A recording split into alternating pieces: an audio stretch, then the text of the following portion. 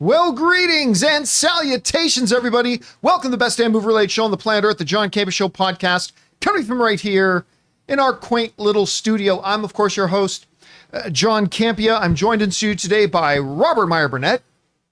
Shout out to all of our veterans and all of the people that served that we remember for helping the country, it's an American holiday today. Father. Yeah. My father was a World War II veteran, Richard Burnett.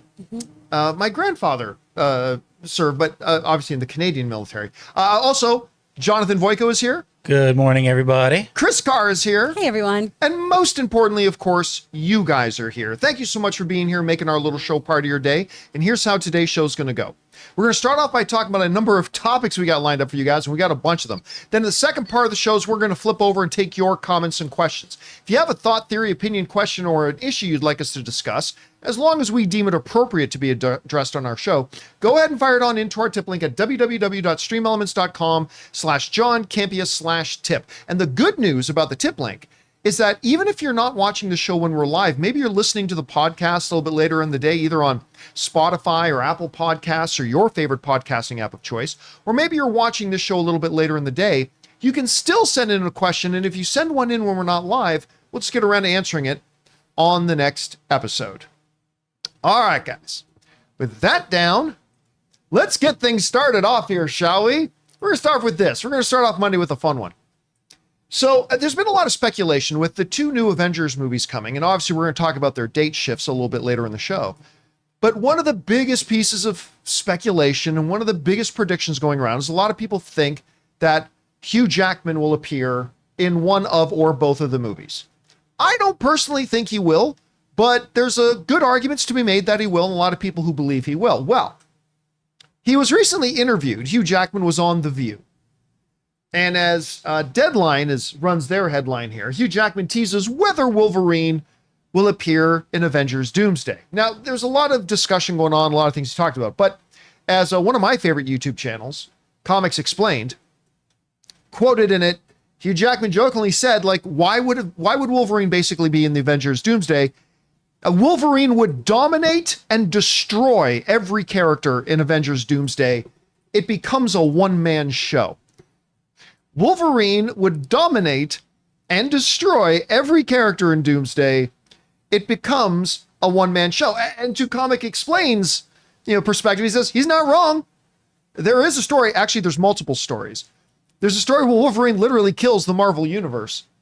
There's actually a couple of those stories. But anyway, I just thought it would be fun to address him now. He said so jokingly. He said so in jest. But when Wolverine in the Marvel Comics is at his most feral and at his peak, he represents a problem for the entire Marvel universe. Matter of fact, there's a reason that Apocalypse was so hell-bent on having Wolverine as one of his horsemen, and amongst multiple other things. I mean, literally, when you have a guy whose skeleton is made of indestructible material, well, that's the bone part. What about the flesh? Well, he has the most hyperactive healing system in all of Marvel Comics, and he's as vicious and feral and everything that he is, he becomes a legitimate problem. So, Rob, I want to ask you, I mean, Comics Explained saying, Rob over at Comics Explained will say, you know what? He's not wrong. Do you think if Wolverine were in Avengers Doomsday or Secret Wars, it becomes what Hugh Jackman is saying, it's a one-man show at that point? Obviously, he's saying that tongue-in-cheek, but yeah. I don't know. What do you think about what he said? I don't think it becomes a one-man. He's not going to be a one-man wrecking machine that tears his way through the Marvel Cinematic Universe. I do think he's going to be in the movie, though. You do? I do. Yeah. I mean, look, if you've got Magneto, you've got Patrick Stewart, you got Ian McKellen, you have other X-Men coming. I mean, in terms of that group of X-Men, Wolverine is key. I mean, it was Wolverine's story in the very first, in Bryan Singer's first X-Men movie. They got into the X-Men through the character of Wolverine and Rogue. So I think for sure he's going to be in the movie. And I don't necessarily think he's going to play the kind of part that we might think he's going to play, but I think he's going to absolutely be there. Chris, is Hugh Jackman... Well, first of all, let's, I guess, address, do you think he will be in either of the movies? Yeah. Secondly, what do you think about his comments about, Wolverine would just dominate and destroy everybody. It'd be a one-man show. What do you think? I agree with Rob. I do think he's going to show up in these. And he wouldn't destroy everyone. Grab a magnet. Grab a magnet. Also, I mean, Frank Castle took him out in Punisher 17 with a steamroller. You can take out Wolverine. He's not going to be a one-man machine. And Magneto's already, the first X-Men, Magneto was like, exactly. Pulled him through a train. Yeah, Cyclops has kicked his ass in the comics, you know? Gambit has. So there's other people who can take him down. But I understand that this is a cute little cheeky comment. But also, comics book explain. Come on. Explain some comic books. He gets his ass kicked quite often. Yeah, but he's right. He has taken out, also in comics, he's taken out the entire Marvel. Swings your roundabout. Fred Hembeck destroyed the Marvel Universe at one point. So. It all depends on how you write it and who's writing it and what they do with them, right? I still, to this day, do not believe, and I'm not claiming any knowledge. I'm just saying, as a fan, purely speculating, I still don't believe he's going to be in these movies. I think Deadpool and Wolverine was his swan song. I think that was the one time he was willing to come back. Because the guy, he's approaching his 60s now. Right? Like, I can't remember, Jonathan, if you look up his exact age, maybe he's 56, 57 or something like that. But I know he's approaching his 60s. And I know, Ryan Reynolds joke, till you're 90. Yeah. Like, I know that. But you got an age he's, for... 56. So he's 56, So he'll be 57 in October. Still got time. 57 in October, so he'll be 58 by the time Doomsday comes out. I don't know. I still don't think he's going to be there. But I would obviously be very happy if he was. Anyway, guys... Question is for you. What do you think of Hugh Jackman's little tongue-in-cheek comment of saying, what's the point of having Wolverine in there? He would just dominate and destroy everybody and be a one-man show. Agree? Disagree? Whatever you guys think, jump down to the comment section below and let us know your thoughts. Grab 'em back. All right, guys. With that down, let's move on to this. When they dropped the Lilo and Stitch trailer, I think I said the words, this movie is going to make all the money. Not some money, not a lot of money, not a whole bunch of money. It was going to make all the money.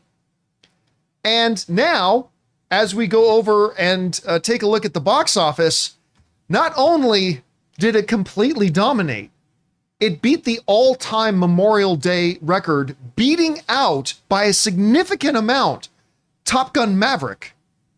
It made more money. It will make more money by the end of today. By the end of today, it will have made more money than Thunderbolts in its entire theatrical run. And I believe the calculation I saw Deadline do was on its 36th hour, not day, on its 36th hour of being in theaters, Lilo and Stitch passed Snow White. Snow White's entire theatrical run. Anyway, the folks over at Variety, breaking this down, they take a look at this and said this. Disney's Lilo and Stitch tore into the global box office over Memorial Day weekend with a record-breaking $183 million domestically. Now remember, that's the 4-day weekend. Its official weekend number was still ridiculous. I think it was 145. I think it was about $145 million opening weekend. The long Memorial Day weekend made $183 million and $341 million worldwide on just its first weekend.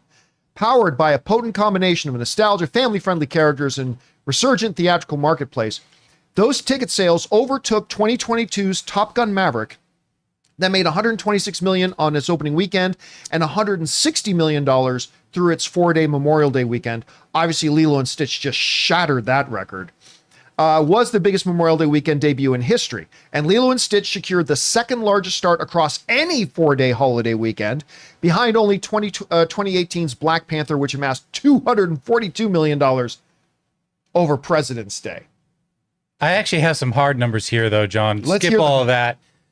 Technically, it beat out a domestic Black Adam in its opening weekend. Because Black Adam was 168 and this is at 183 domestic.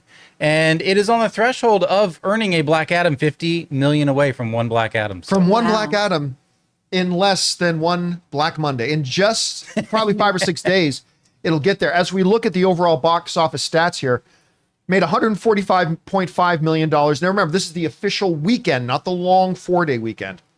Mission Impossible Final Reckoning had a very solid, one of the best of the franchise, at $63 million. Final Destination took a 61% drop.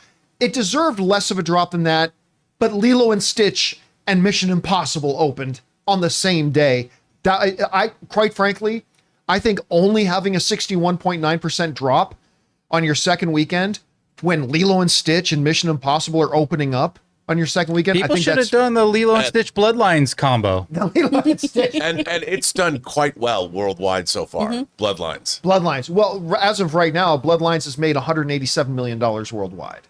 So I believe that's what Lilo and Stitch made in its 7th hour of release. So it's done really well for itself, and the numbers are crazy. And I think it's going to have pretty decent legs. Now, we'll talk about what we thought of the movie itself on our next topic. But for now, I mean, I knew it had a shot at beating Top Gun Maverick.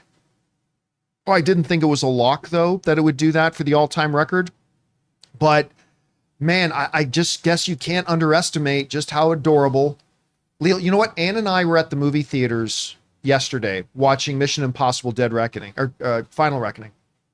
And the theaters were packed, and they were all wearing Lilo and Stitch outfits. But we were standing in line. This mom was standing there with her little girl who had like Lilo and Stitch shoes and Lilo and Stitch backpack. And she was wearing a very faded Lilo and Stitch shirt, clearly the animated one.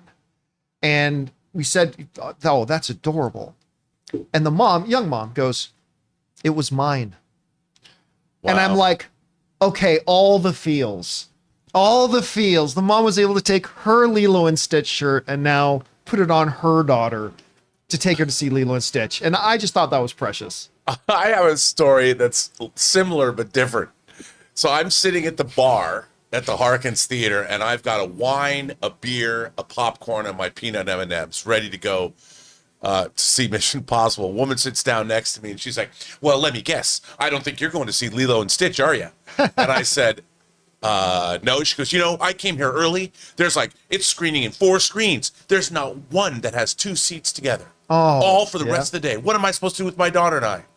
Plan ahead? I was like, I don't know, ma'am, but I mean, welcome to 2025, where you purchased your tickets ahead of time.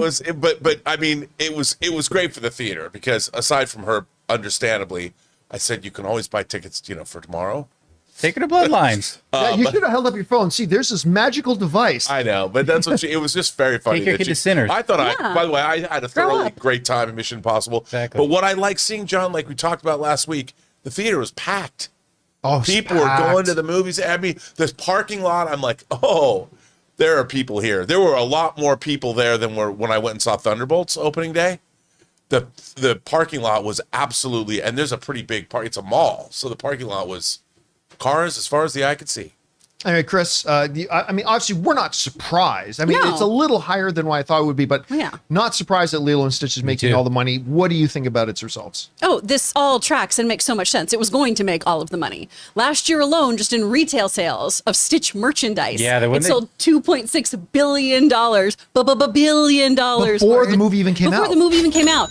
Stitch is so popular, you all. Like, this little dude is basically the unofficial mascot of Disney now. Right now, in Florence, at the Academy Museum, where the David is, there is a little statue of Stitch in there. I know this because our buddy Scott's over there with Tanya doing, he was at the Lake Como Con. Oh, J. Scott Campbell. Yeah. And so, there's a Stitch statue in Florence near the David. People love this dude. And so you have these people who saw this as a kid. They get to take their kids now. There's so much nostalgia for this movie. It's so charming, everything. Of course it's doing well. How do I get invited to a comic convention in Florence? I cannot tell you how many times I messaged them and was like, can you put me in your suitcase? What's going on? Do you need somebody to work your booth? I love people. I want to go find Hannibal Lecter and see if he's still curating. See if he's still curating. All right, guys. The question is for you. What do you think about this? I mean, this thing just shattered by over 20 million Top Gun Maverick's record. I mean, I guess none of us were wrong when we all said this movie was going to make all the money. Are you surprised by how much it made? Whatever you guys think, jump down to the comment section below and let us know your thoughts. All right, guys. With that down, let's move on to this, shall we? Sticking on the topic of Lilo and Stitch, I did have a chance to, of course, we didn't have a show Friday, so we can talk about reviews or anything like that, but did go to see Lilo and Stitch. I have been really looking forward to the film. Like, it wasn't one of my most anticipated of the year, but I just thought this looked so adorable and so cute. I could not wait to go see it. And so off I went. And I have thoughts about it because, you know, we heard some mixed reactions coming out of the first reactions and things like that. And I definitely have thoughts on the movie. Here's my general consensus. For me, overall, I quite enjoyed it. Overall. But it's a movie that has its own dichotomy. It's a story of two movies because to me, here's what it is. The movie is called Lilo and Stitch. And everything about Lilo and everything about Stitch in the movie was gold. Like absolute gold. Every time this little girl would talk, every line she would say. Anne and I, for the past 72 hours, every once in a while, we'll be sitting in the car driving, and out of nowhere, one of us will say, I have a superpower. Sometimes when I run really fast, I fart. And one of us will just say that, and we'll both start laughing our heads off hysterically. The other one do the Stitch part of the... Oh my God. Because you got to follow it up with that. And That's what I do. Yeah. Everything with Stitch. Bullseye. Absolute bullseye.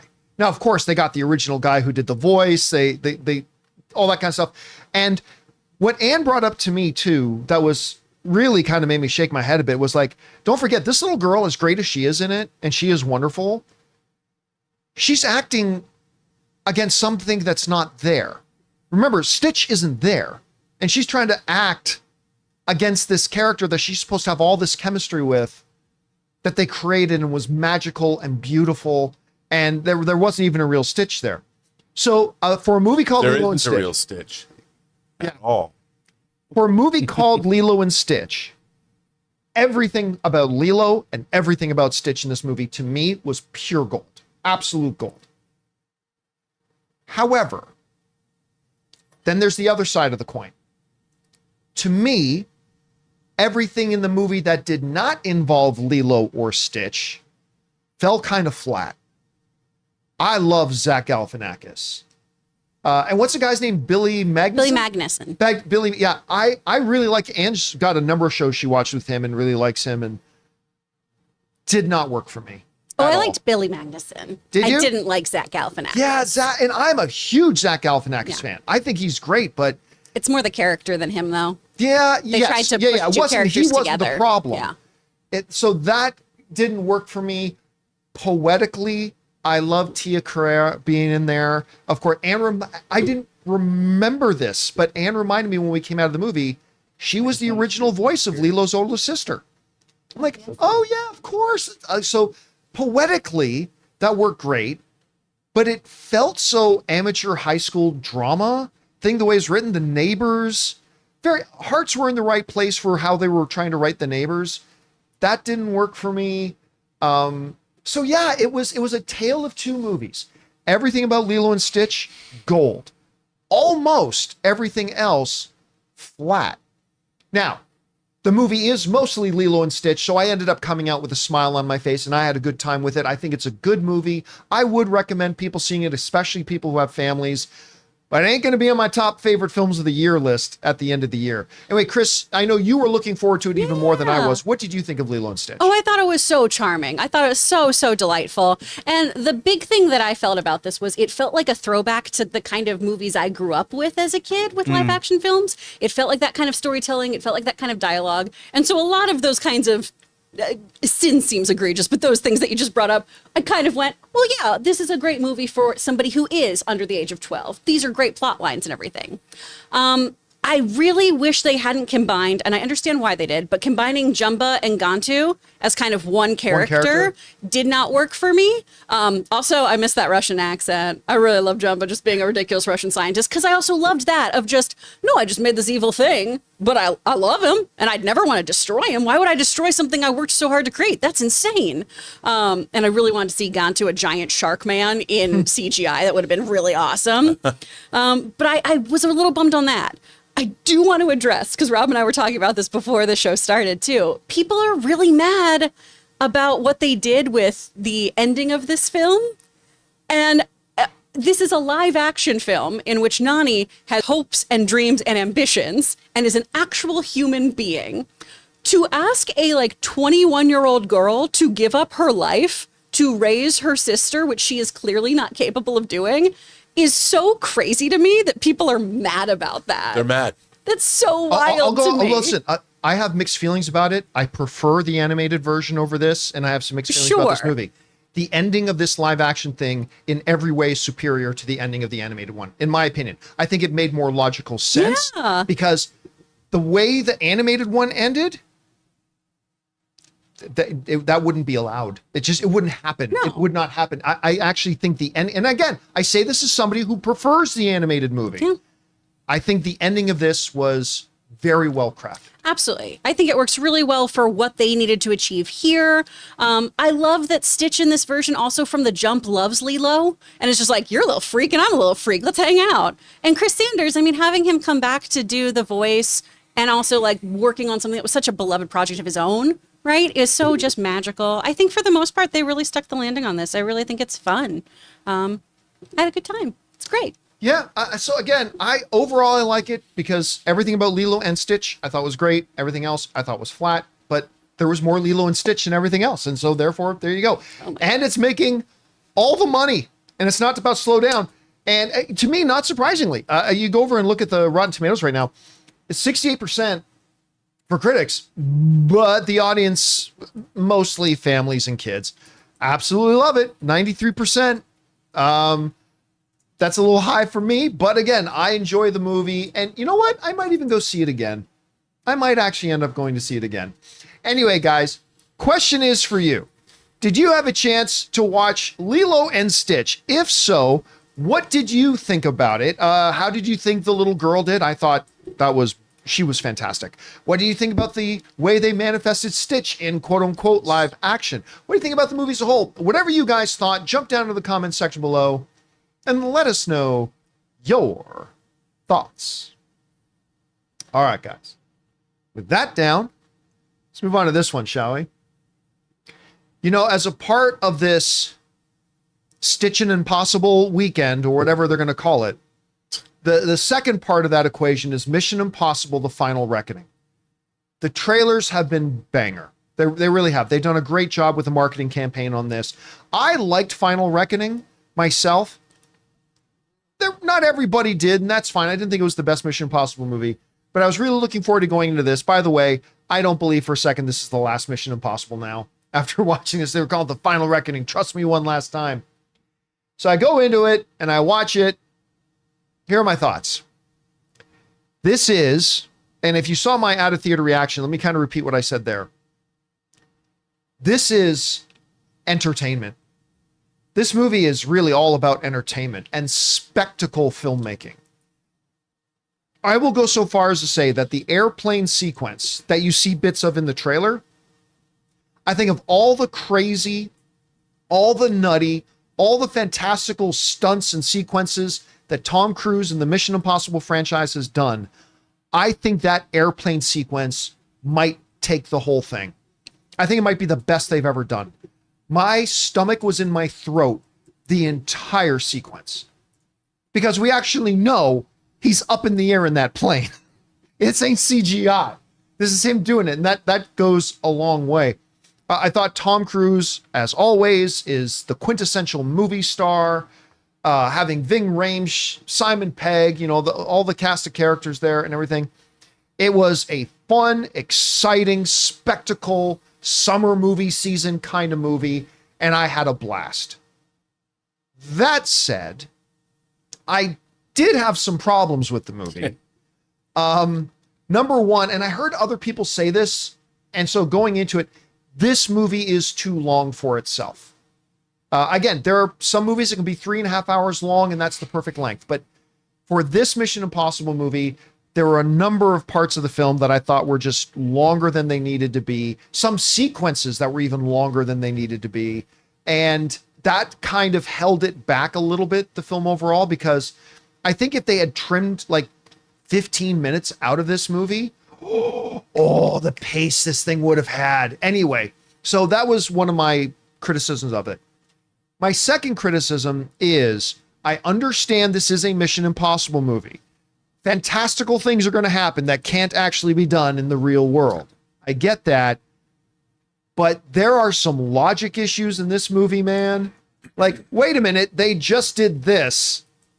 That can't happen.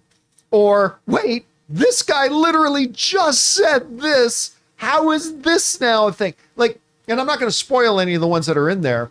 Or, wait a minute, it took him this long to get here, but to come back without air, it's only going to take him this long. Like, just a number of those things in the movie that would momentarily pull me out of the film. And again, I'm going to be really careful not to get into any spoiler stuff here.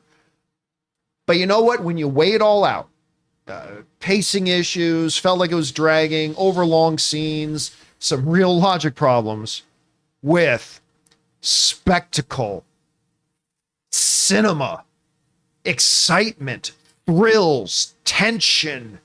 I mean, my God, the way they built tension in their action sequences. Let me pull up for an example, like a Transformers movie, right? Lots of pointless action. And there's no tension because there's no dramatic stakes. There's nothing narratively on the line here. It's just, oh, look, giant robot, blah, blah, blah, blah, blah. And don't get me wrong, I love giant robots fighting. But in this, especially, I can think of 3 key action sequences where the tension kept building through the action sequence itself. That literally, this is an overused term, but literally had me on the edge of my seat, like watching it. And so at the end of the day, is Mission Impossible the best of the franchise? No chance in hell.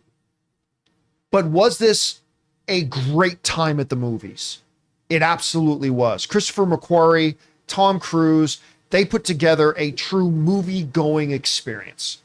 And I had a really good time. Again, this will probably not end up being in my top 10 films of the year, but I had a blast. I really enjoyed it. Rob, you had a chance to see Mission Impossible Dead Reckoning Part 2.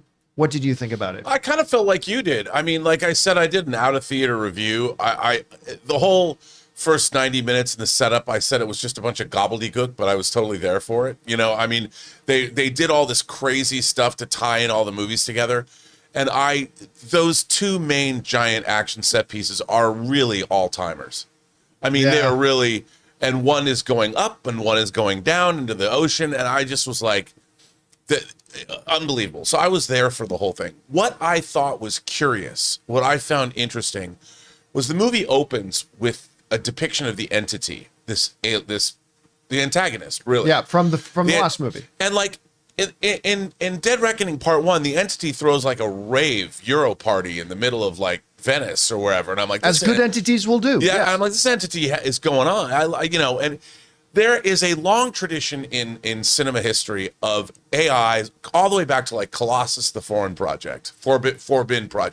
That was made in 1970. Big computer takes over our nuclear arsenal, and it talks. It's a character throughout the movie, and then it combines with its Russian counterpart, and they threaten to do basically what the entity was going to do and there was so many allusions to Hunt for Red October. I was surprised that the entity as a whole was not more present in the movie, because at the end the threat gets bigger and bigger, and the threat gets bigger and bigger, and it got to the point I'm like, why is it doing this? And I thought it was interesting that a virtual system needs something in the physical world to defeat it. And we know about the keys because we saw them in the last movie. And I thought it would, they needed, I think what was really missing from the movie was they could have tied the room together like the rug and Big Lebowski if they kept the entity. Really ties the room together, man. If they kept the entity as a character, like I liked the entity as a character.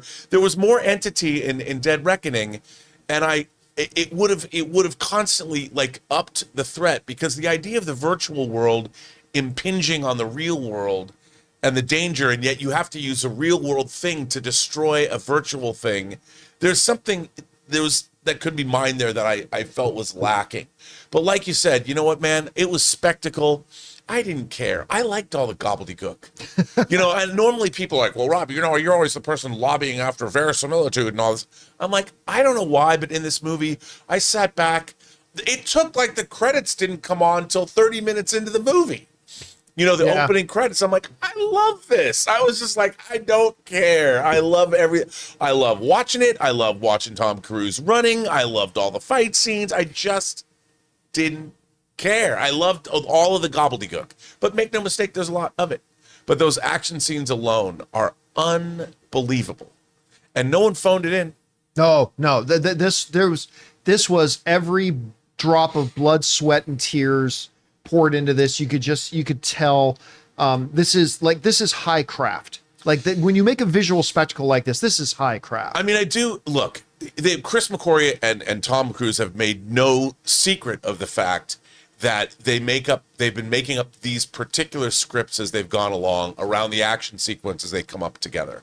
I think both Dead Reckoning and The Final Reckoning were Fallout and Rogue Nation worked very well. But these two movies, I thought, suffered because they could have spent more time developing the script. And that's why there's so much gobbledygook. Christy, I can't remember, like I asked beforehand, but I do remember, did you have a chance to see Mission Impossible? You didn't, though, right? Not yet. But, I mean, when you see the reactions, right now it's got like an 80% critic rating on it.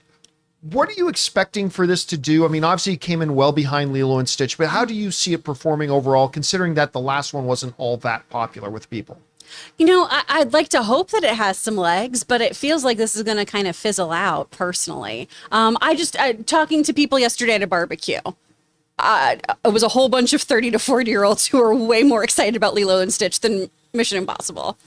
And I just feel like that's also a kind of temperature check on this too, because it was a bunch of people who were like, yeah, that seemed kind of cute. I'll probably go see that to get out of the heat this week.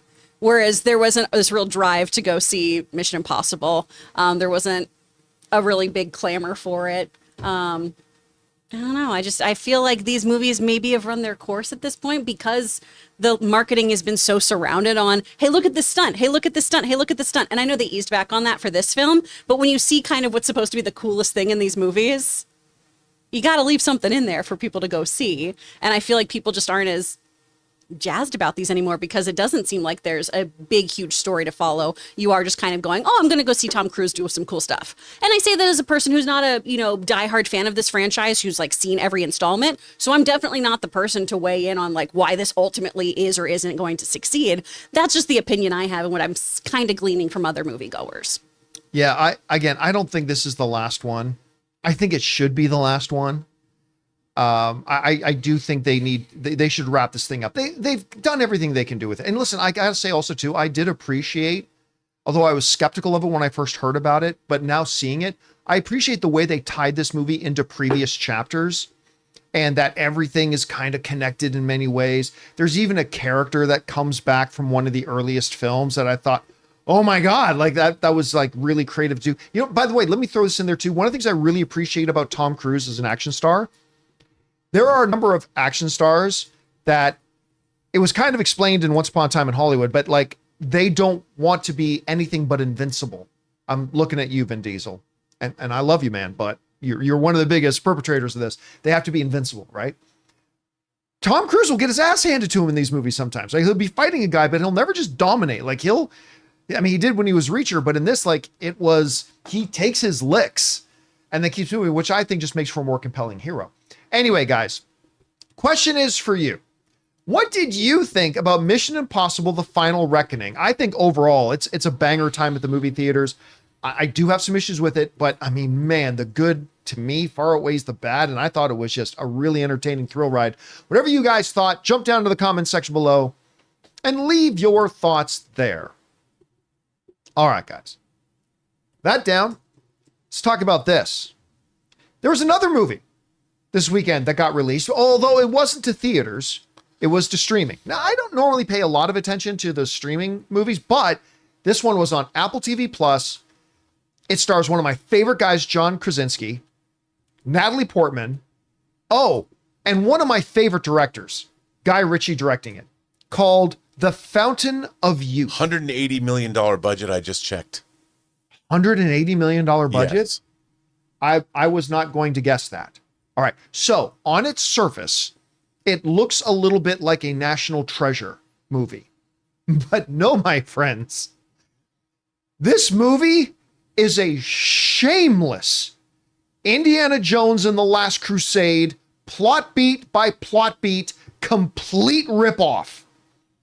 And considering this movie is filled and made by people I love, that really disappointed me. Because let me give you an elevator pitch, Rob. I'm going to give you an elevator pitch for a movie. Okay. So you've got this treasure-seeking archaeologist guy who's also the son of another famous treasure-seeking archaeologist guy who is on the hunt for this infamous holy relic, right? Sure. And others are after it. Then a mysterious rich benefactor approaches our hero to say, I will finance you going after this. Can you please go get it? Yes. But in the midst of our treasure hunter hero looking for this great artifact, there is a secret ancient organization tasked with keeping this artifact protected. Are their souls prepared for death? They might be. I'm prepared to die, Dr. Jones. Are you? And but really, they're good people. They're good people, but they're willing to kill. They're willing to kill to protect this great artifact. Yes.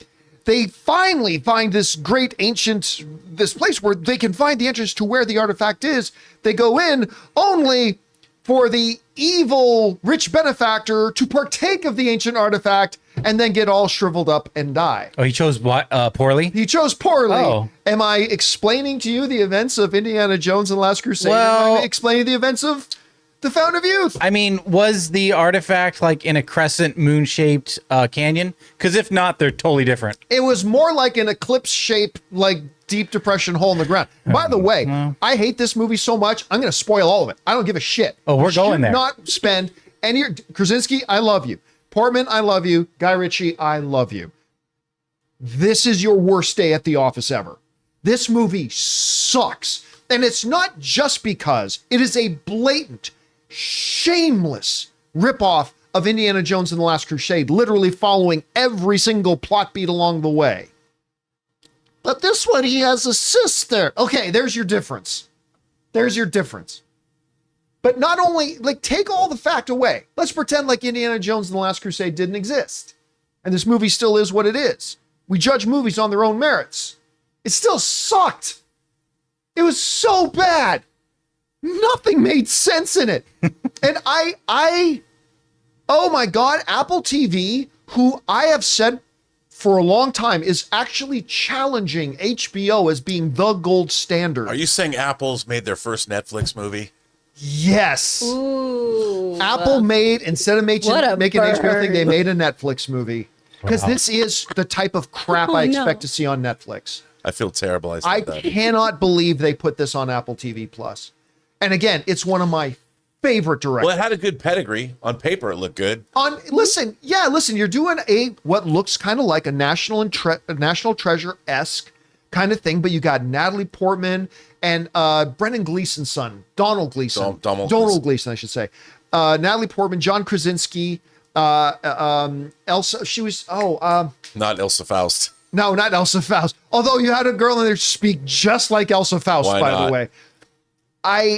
Oh my God, I am so tremendously disappointed in this movie. It is garbage. Anyway, Rob, you had a chance to watch it. What did you think? I couldn't finish it. You know, I was excited to see this because it was on Apple.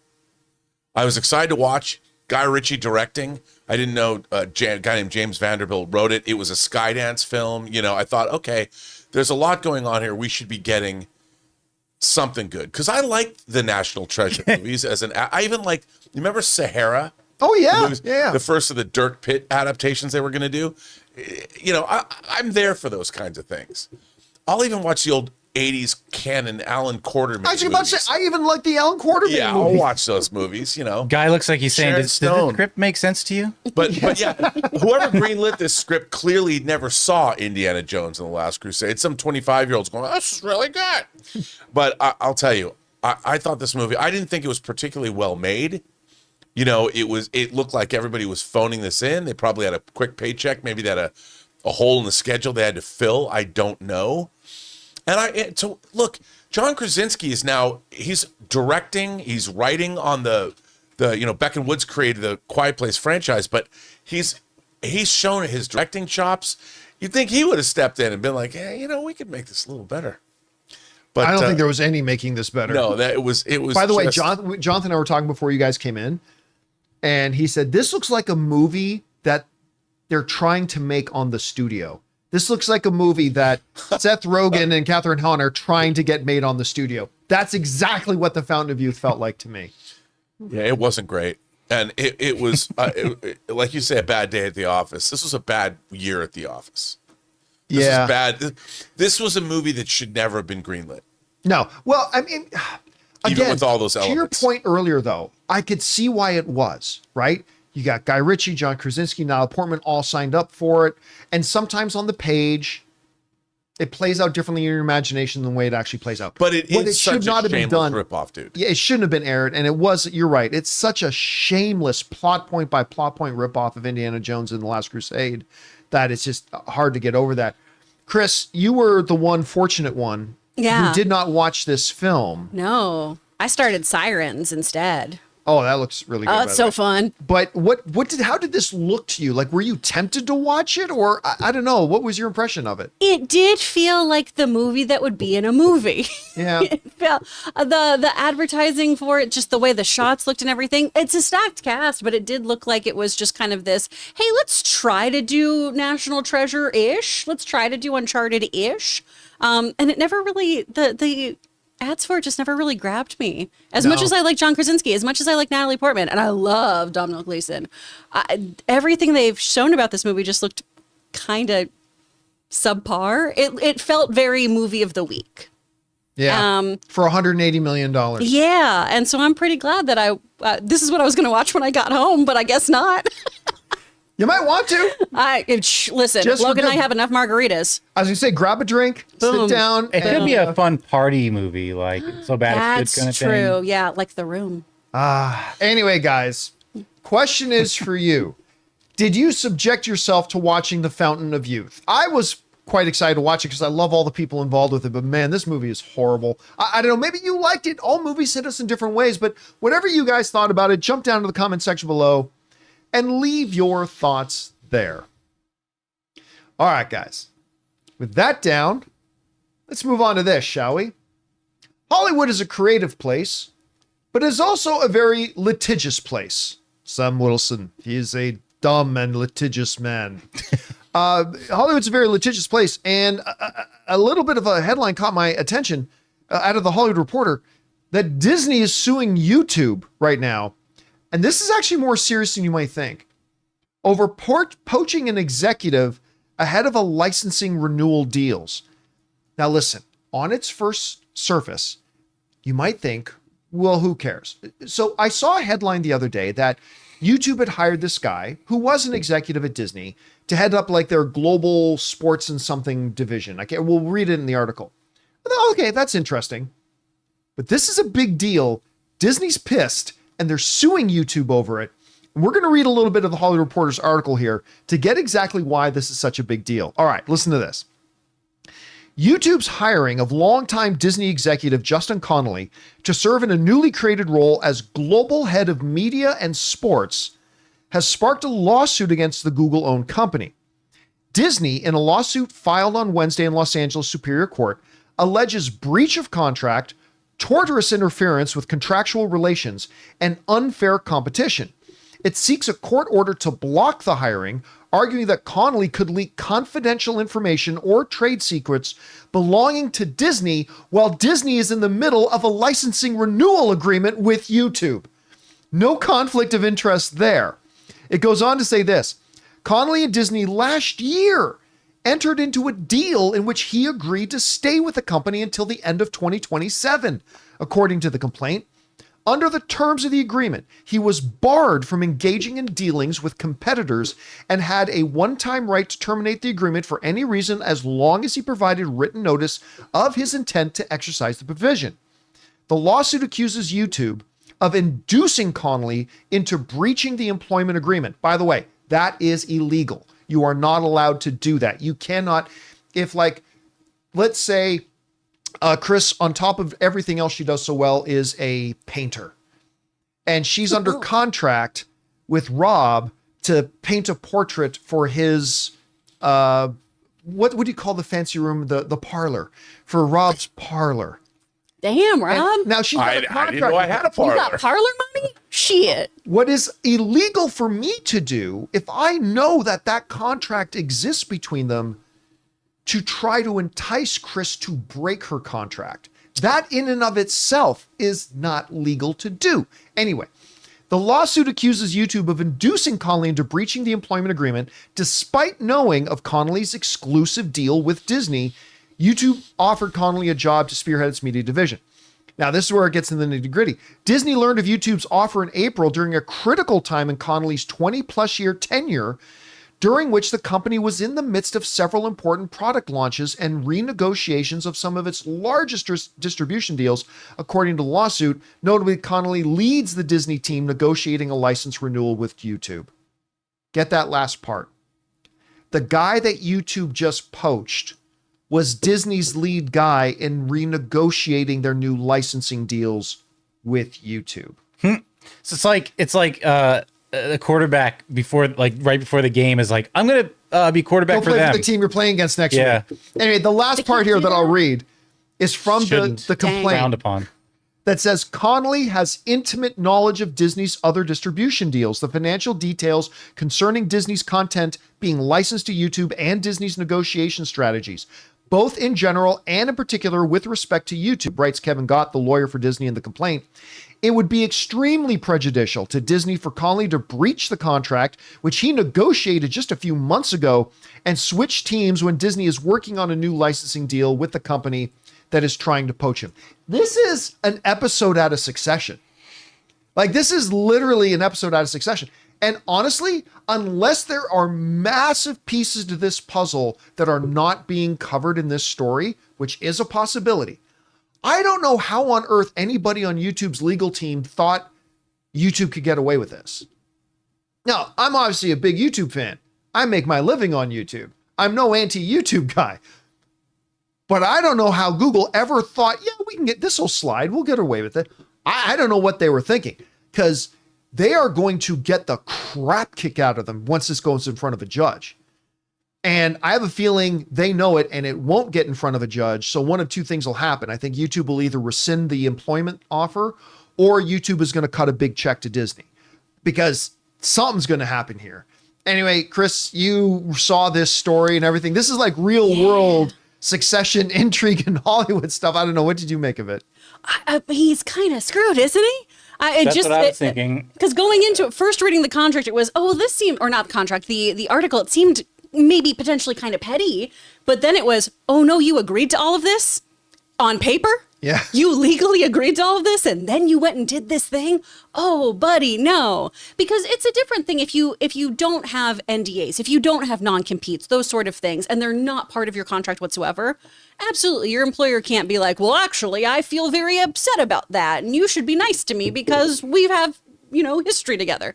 No, you get what you negotiate, right, Rob? And so in this case, he agreed to all these terms and then went over to YouTube. I mean, you have to anticipate the mouse coming after you for something like this. And this is the key part to me, is that as the guy who is heading Disney's negotiations, he knows all the details of the other licensing agreements with other companies, which is not public information. And so he knows all those details, and in the middle of negotiating with YouTube, suddenly shows up in the negotiating room, but sits on the other side of the table.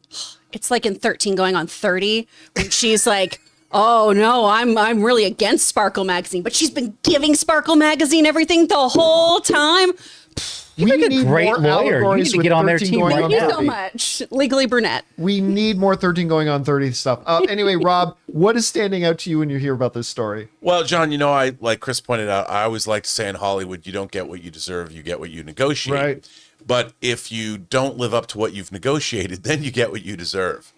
And I think that what has happened here is I bet they gave him an incredible inducement to come work for them. Oh, yeah. Something no doubt. incredibly lucrative, thinking that it wouldn't be a problem. Now that it's a problem, our boy here could lose everything.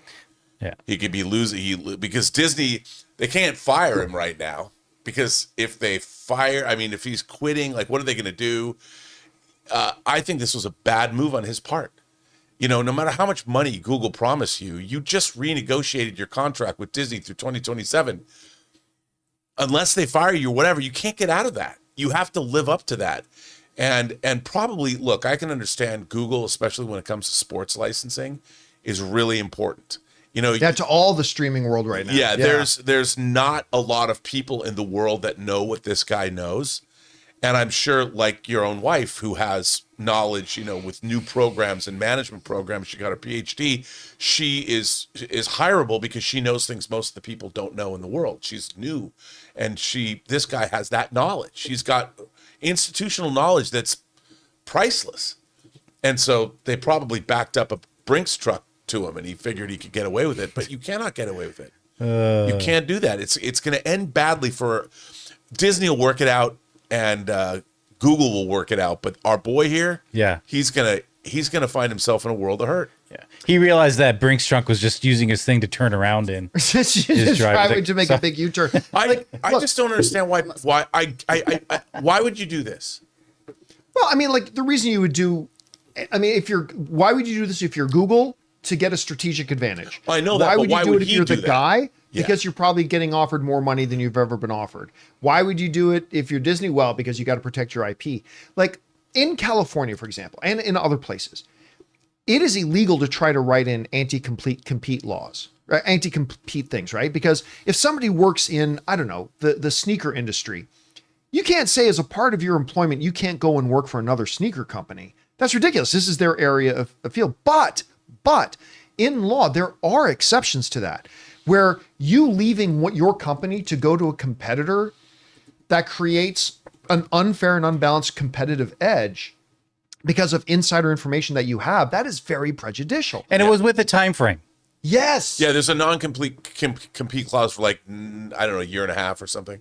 And so, like, again, it's going to be really interesting. Again, there could be massive pieces of information that are not in this article that we don't know that might mitigate this a little bit. But I'm just saying, on the surface, from the information we have, Google will not want this going in front of a judge. They're going to want to get this thing to go away. And whether they do that by backing off or whether they do it by cutting a big check, I don't know yet. I mean, big tech has enough problems, you know, with everything around the world. And doing these kinds of business practices are not something, I mean, it's not like we don't know that they don't do this, but it's not something they want to have publicized. All right, guys, question is for you. What do you think about this? I think this one is fascinating. I want to see a documentary on this someday starring Christian Bale. Apparently Disney is suing YouTube because there's like Succession level shit going on here about hiring away the guy who has all the knowledge about Disney's tactics and strategies for negotiating a licensing deal, and you literally bring him over to the other side while he's under contract. Anyway, whatever you guys think about this, jump down into the comment section below and let us know your thoughts. All right, guys, with that down, let's move on to this. Something we would have talked about on Friday had we done a show on Friday, but we'll get around to talking about it now. Huge news hit the movie world as the two biggest upcoming movies in the next 3 to 5 years have both been delayed by about 7 months. As written in Variety, Avengers Doomsday and Secret Wars have both been pushed from what I believe were going to be May release dates to December release dates each. So Doomsday, which was going to come out, I believe, in May of 2026, now coming out in December of 2026. Secret Wars, which was going to come out, I believe, in the May window of 2027, now coming out in the December window of 2027. The Variety article wrote this: the Avengers will need a few more months to assemble. Disney has delayed the release of Marvel Studios' upcoming team-up features, Avengers Doomsday and Avengers Secret Wars. Doomsday is now set to debut on December 18th of 2026, moving about 7 months off its originally slated date of May 1st, 2026. To match the follow-up, Avengers Secret Wars is moving its release date to December 17th, 2027, after previously being set for May 7th, 2027. All right. So it's not like they're moving by years, but they are moving by a significant amount, 7 months. This past weekend, in the ensuing days since this came out, I have seen the most idiotic tripe out there. Again, this happens in all of movies. When anything happens, there are going to be about 45 radically insane theories out there. Some people saying, well, they needed more time to make the movies. They did not need more time to make the movies. These people do this for a living. They know what they're doing. When they set the release schedule, they have what's called line producers who sketch out everything. They know exactly down to the minute, Rob, what they're going to shoot on 38 days from now at 2:05 p.m. We'll be shooting this scene, sort of thing. They have it all mapped out, planned out, and they set those dates and they set the start production date knowing exactly what they were doing. And they had plenty of time. Because remember, they may have only started rolling the cameras about a month or so ago on Avengers Doomsday.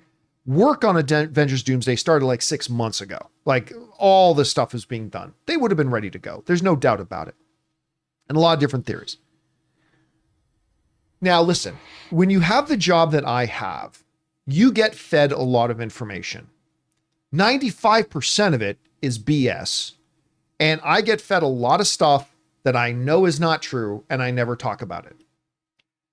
Sometimes I get fed stuff that I think might be true, and turns out it's not. But also rarely, but does happen sometimes, I get fed information and I don't believe it.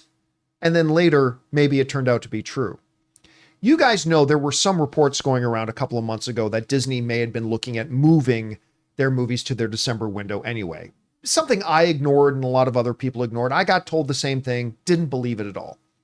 And now, as it turns out, they are moving into December. But I'll tell you exactly why they're moving these Avengers movies to December.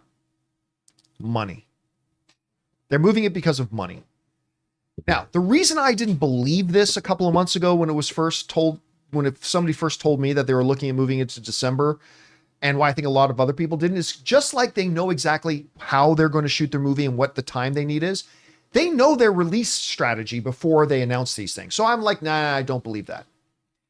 But there was a little movie you guys might remember called Spider-Man No Way Home, which is the highest grossing Marvel film that does not have the word Avengers in front of it. It almost joined the $2 billion club. It made $1.9 plus billion at the box office. You know when it came out? I'm going to guess December 17th. December 17th.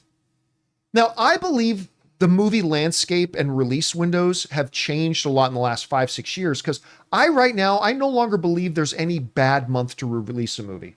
I think there used to be like dumping ground timeframes. Mm-hmm. I literally believe now that every month is a valid release window. I just don't think there's any bad ones. But that doesn't mean there aren't one or two that are absolutely better than others. And especially over the last couple of years, the Christmas season is the goldmine. Mm-hmm. The Christmas season is what the summer season used to be. That's when the movies make the biggest bank, is when you put them out there. And I do not think it's a coincidence that both movies happen to go on December 17th and December 18th. That's why they're there. It's to make what would have been a $2.1 billion movie into a $2.7 billion movie. It's going to take a movie that would have been a $1.8 billion movie to a $2.2 billion movie. We are talking hundreds and hundreds of millions of extra dollars these movies are going to make, specifically because they're coming out in the Christmas season. And it's just the way the movie going and patterns have evolved. Could there be some other influences there? The person I talked to suggested there could be, like there may be a couple of other things too, but the main driving thing behind this is money. And they know this is the window to put them in. This is why Star Wars movies had traditionally started coming out in the Christmas season before. This is why the Avatar movies are coming out in the Christmas season. This is why Spider-Man made 1.9 billion instead of 1.3 or 1.4. They're putting these things in there because this is the highest grossing window to get, and this is where it's going to make its most money. Now, if Kevin Feige were in here and I injected him with, sodium pentothal, the truth serum, and got him to speak, maybe he would reveal it's actually something else. Possible. But I think this is one of those, the easiest, most obvious answer is the answer. They move these movies here so they're going to make more money in these windows. And that's how I say it. Anyway, Rob, you saw the delay. What the first thing that stood out to you, and what do you see as being maybe the main driving factors behind these moves? Well, I think you make a really good point. But the Avengers, four previous Avengers movies came out in late April, early May. Mm-hmm. And they made a ton of money. You know, I think the lowest grossing Avengers movie was Age of Ultron, and that was 1.4 billion and change. Yep, huge box This office. is a huge franchise. I think that if it isn't money, I'll just. If it wasn't I'm money, going to pay for. I'm going to play devil's advocate, not paid for devil's advocate, but play devil's advocate. I knew you were a shill. I think that devil's they've shield. realized that this story, because we've heard reports that there hasn't been a full script. yeah, I've never believed those reports at all. But those we rumors are also floating know, but around. all the way back to Iron Man 1, these movies have had an iterative. You know, you hear how they were going into rooms and like Robert Downey Jr. was coming up with scenes. You know, but even in Iron Man 1, they were kind of writing it as they went along. I think they realized that strategy was certainly not going to work on this movie. This movie, with all of these characters, you could have the best laid plans of mice and men. There is so much going on in not just the first movie, but in the second movie, because they're shooting them concurrently, that they realized they just had too much to do. They're servicing way more characters than they've ever serviced. They're trying to finish off a bunch of storylines. And I think that they also run into, the fact is, these are effects-heavy films, hugely effects-heavy movies. And I think there was two things that we haven't considered either. There's the Vision TV series and the Wonder Man TV series that we don't even have dates on. And both of those characters are big in terms of Avengers mythology. And I think they could have thought, because Vision's shooting in London right now, or they've been working on there in post, and they're like, there's opportunity here that we didn't consider. And I'm not saying they're going to put Wonder Man or Vision. I don't know anything about that. I've not talked to Terry Metalis at all. But I would say Vision's a pretty heavy hitter since Age of Ultron in terms of an Avengers character. And I do think that there's room for iteration that has happened where they're like, we didn't consider that. Or maybe Vision has come out, they figured out a way to go from the series into the movie. Then another thing that I want to know is, what's Sony going to do? Are they going to move Spider-Man? Which was, by the way, that's one of the more interesting points, because Spider-Man 4 was going to be coming out after it was going to bridge Avengers the two Doomsday, movies. but now it's coming out before Avengers Doomsday. Well, they haven't moved it yet. No, but it's scheduled for July, I think, 2026. Yeah. So are they going to have to change the movie? I mean, this whole thing is. It doesn't surprise me that they've moving movies. Look, Disney moved Avatar a year, Avatar 3. No one cared. They understood that it takes that long to make these movies. I was making the point on a show the other day that the render times for Avatar, just the render times, are enormous. They literally couldn't make a date last year because they're rendering in. But so I don't know. I mean, I would like to think, in my own mind, I think money is an issue, but I also think that they needed more time. I think for these particular movies, it might have been a combination of the two. Chris, what do you think about this? I mean, I agree with you that I think it is a combination of we need more time and also cost and everything and making back your money. In project management, there's something called like the triangle of project management, and it talks about scope, time, and gosh, what's your other one? Cost, ultimately. So the scope, right? Your deliverables. And this is a film that has, or these are films that have so much scope. There's a lot happening. They're behemoth concepts to bring to the screen. And so that is going to take a lot of special effects, a lot of actors. You've got a lot of moving parts. And so you are going to have such a high increase in how much you need to spend. Also, you need to have a banger script here. You really, really do. And these are things that are going to not only add to the overall scope of this project, but the time it takes, the cost it takes. So doing some kind of move to position yourself to get as much return on your investment as possible makes a lot of sense. But also giving yourself the runway to actually do the job right, I think is really smart. And I think probably what's going on here. You know, you can do things good, fast, or cheap. And you really cannot have all three of those, right? Yeah, good, fast, cheap, pick two. Exactly. And so in this case, for these kinds of movies, if you want good, you're really going to sacrifice two of those. And I feel like that's why we're having this delay. And Mood, the one thing about the thing about money in December is great, but they're also moving into a very competitive time as well, where they've got things like the third Dune movie is coming out. There's a lot of big franchise properties that they now are going to have to contend with in those same December waters. Yeah, but recent history has shown us you can put, especially in the Christmas season, Yep. you can put big multiple tentpole films and they can all do 100%. really, really well. 100%. Like I think if this movie, let's say they moved it to August, right? They moved Doomsday and they moved it from May, June, July. Let's even say September, like giving it 4 extra months. I could buy more into that theory, but specifically because they put them on December 17th and December 18th. I mean, I agree with all this, everything you guys are saying about the script and stuff like that, but I think this script was done by the time they walked Robert Downey Jr. on stage at Comic-Con. I think they had their schedules made. I think they knew exactly which visual effects houses were going to be working on which they were probably already working on visual effects shots before cameras ever started rolling. I just don't see this as being one of these things like Kevin Feige, having made 30 plus of these, went, oh my gosh, I wasn't expecting this to be that big of a project. I just don't see that happening. And again, I might buy into it more if it was August or if it was September, but because it's specifically the Christmas season, I don't know. But to Chris's point, I mean, the move may have the added benefit of, hey, since we're doing this, I mean, we can also now do this.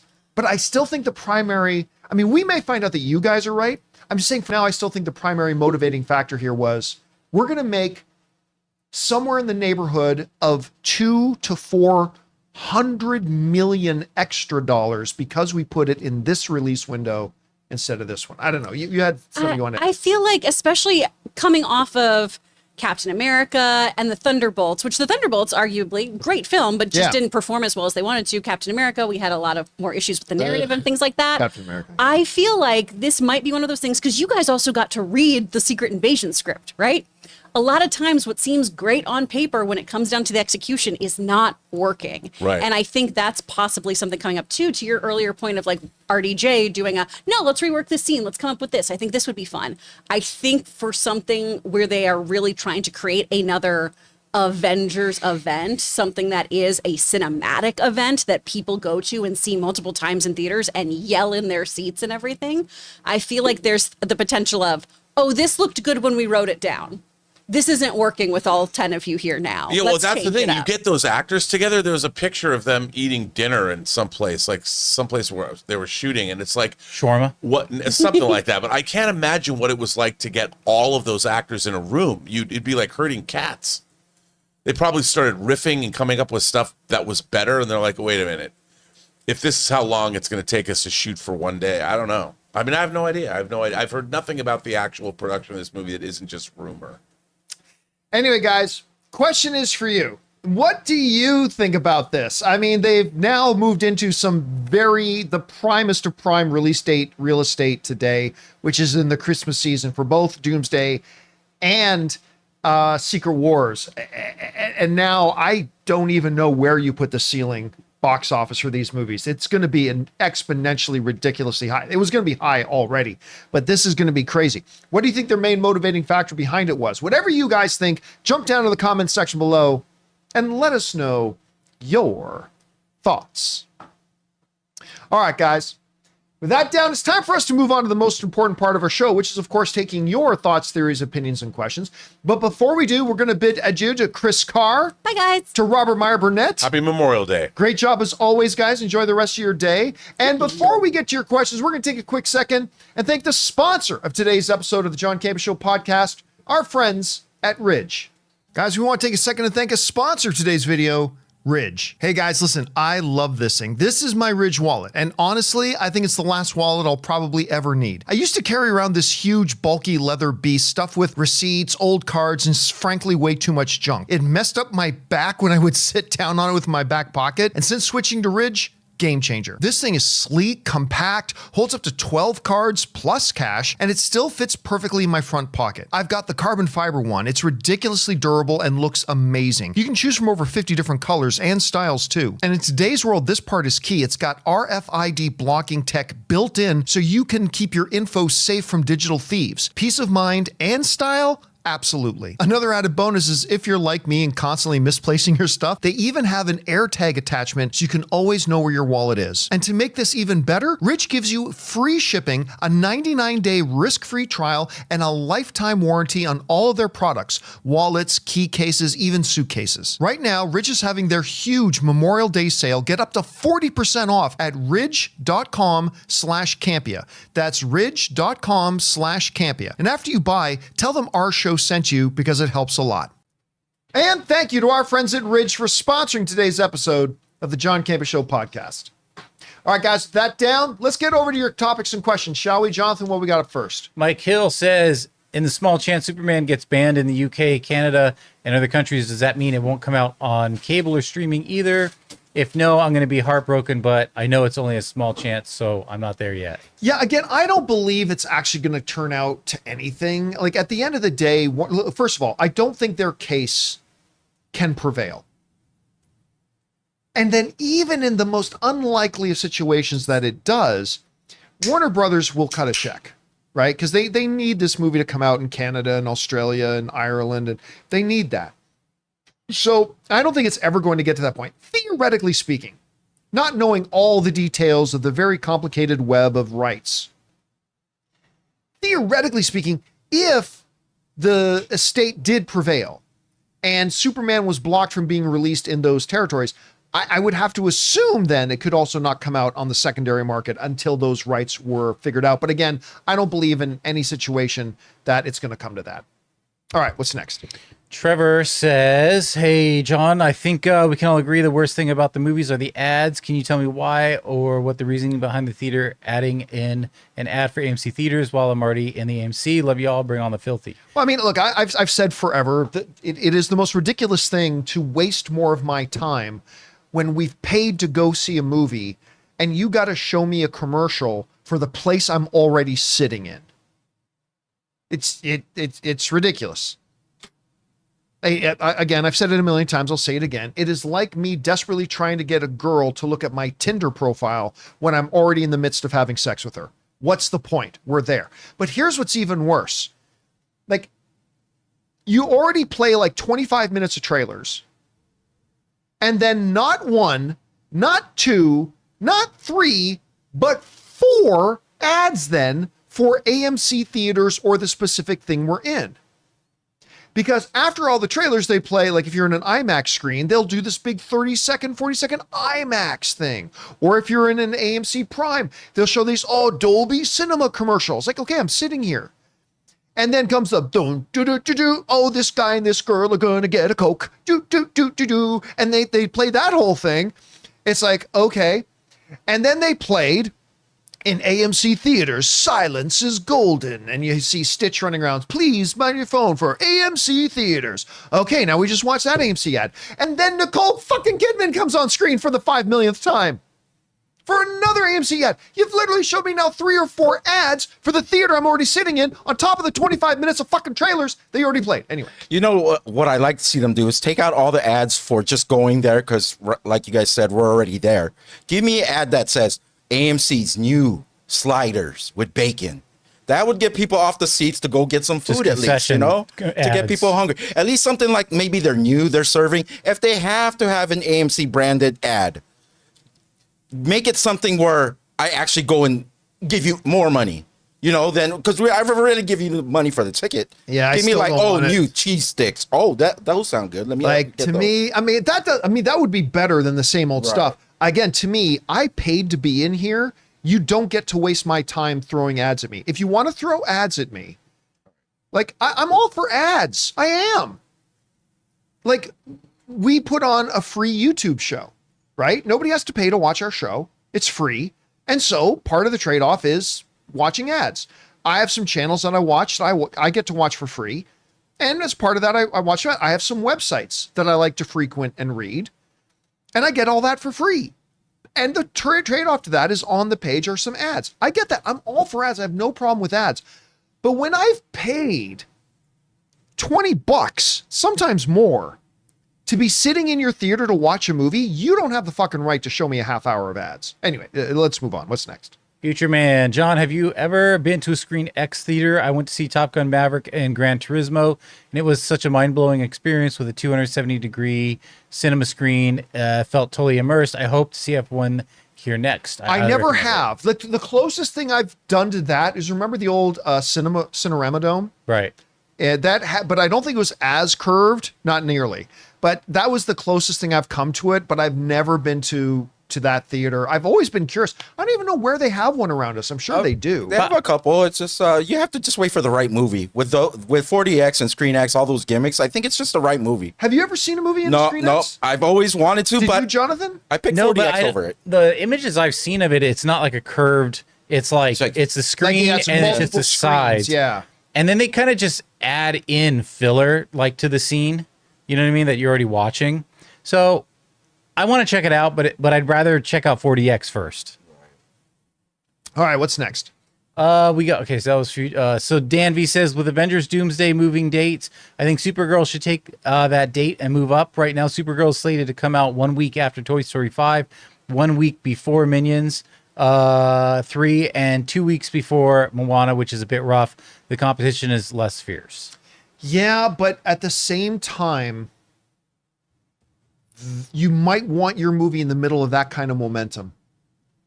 It's kind of like the same reason that a lot of auto dealers will all put their auto dealerships beside other dealerships, because everybody in the public knows that's where you go to buy a car, to this area of town, and they're all going to be there.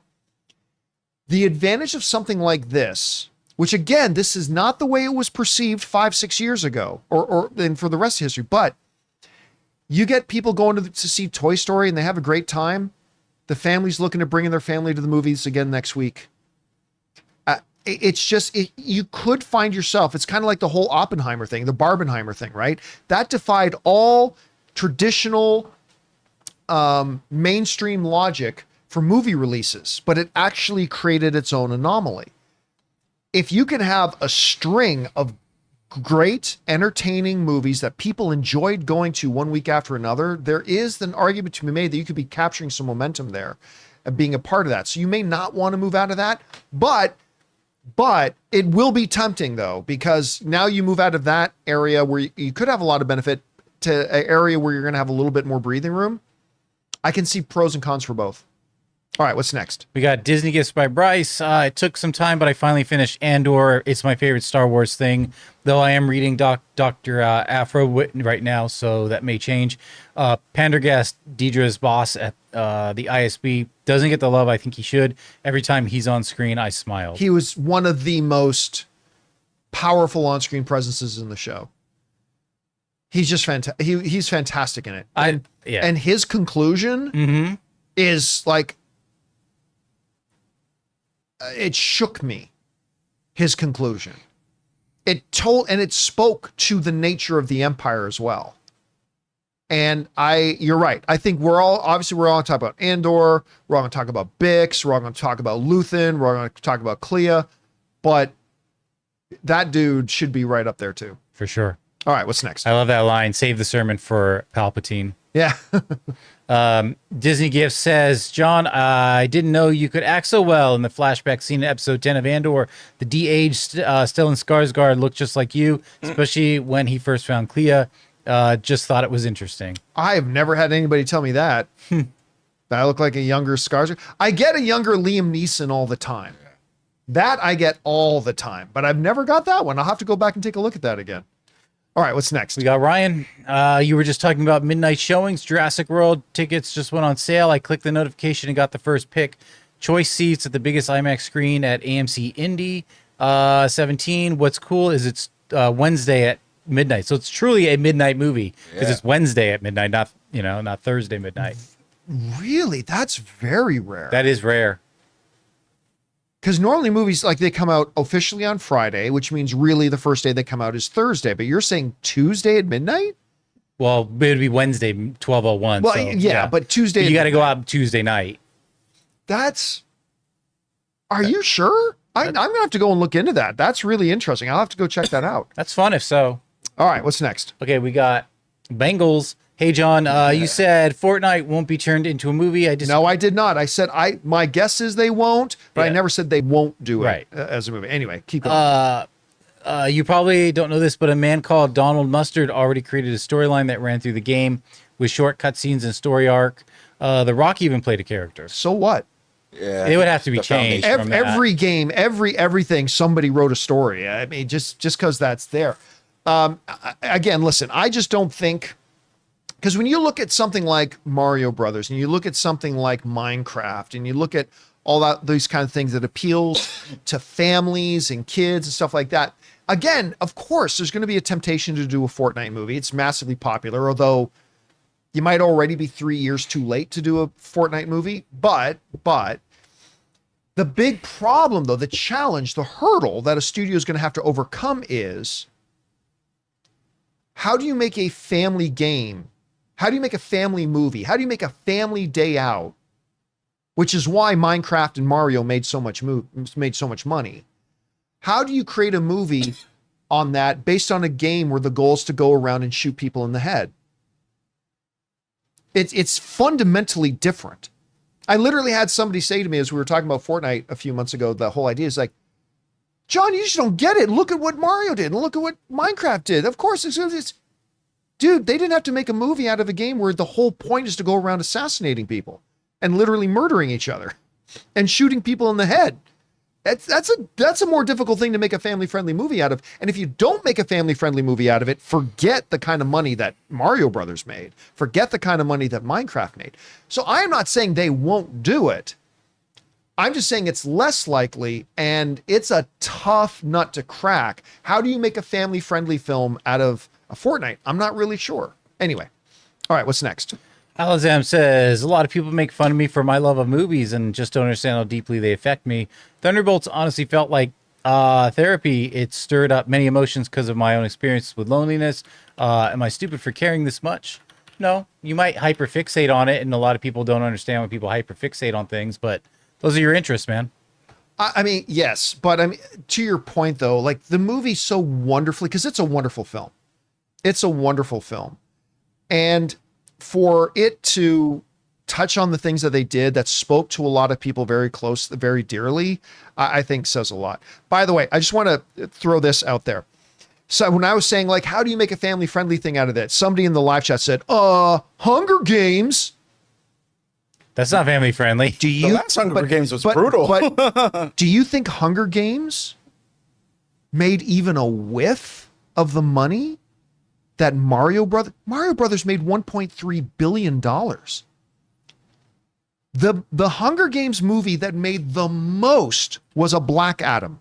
Hunger Games Catching Fire made 420 something million. Literally less than a third of what Mario Brothers movie made. Well less than half of what Minecraft made. Listen, if they want to make, and most of the Hunger Games movies, I mean, they made 166, 281, 337, and in the 400s.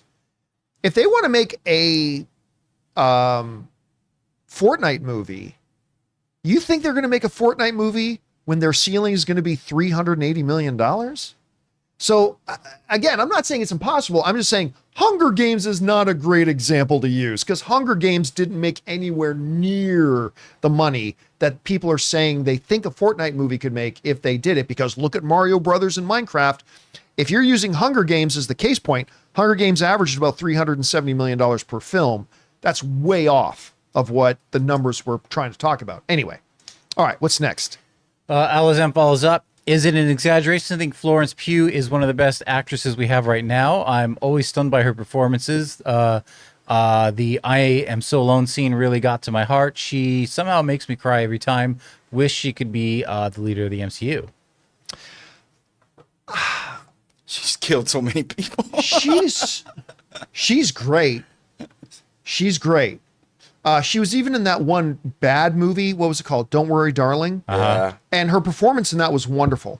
She's really good. She needs her breakout performance. She needs a role that can really be her. You know what? Anya Taylor-Joy had hers with Queen's Gambit. Now, not everybody saw Queen's Gambit, but I mean, that was the one that everybody kind of looked at her and said, she's a world-class actress. I think Florence Pugh has that as well, but she needs that role. She needs that one movie that will really be a great showcase for her to elevate her up to that status. But I think she's fantastic. All right, what's next? We got JJ who says, "Hi John, first time chiming in. 2 questions. Who do you think is funnier, and who has better movies, Jim Carrey or Will Ferrell?" They're very different comedic approaches. They're very, very different. I think by far the better actor is Jim Carrey. Yeah, as far as dramatic actor goes, yeah, Jim Carrey. Like he also had the movies to kind of showcase. Although Will Ferrell had that one, it was Stranger Than Fiction. Yeah, Stranger Than Fiction, which I love. Which I think surprised everybody by, this guy can actually act. But I agree with you. I think Jim Carrey is the better actor. I just feel like Will Ferrell's movies have stuck with me longer.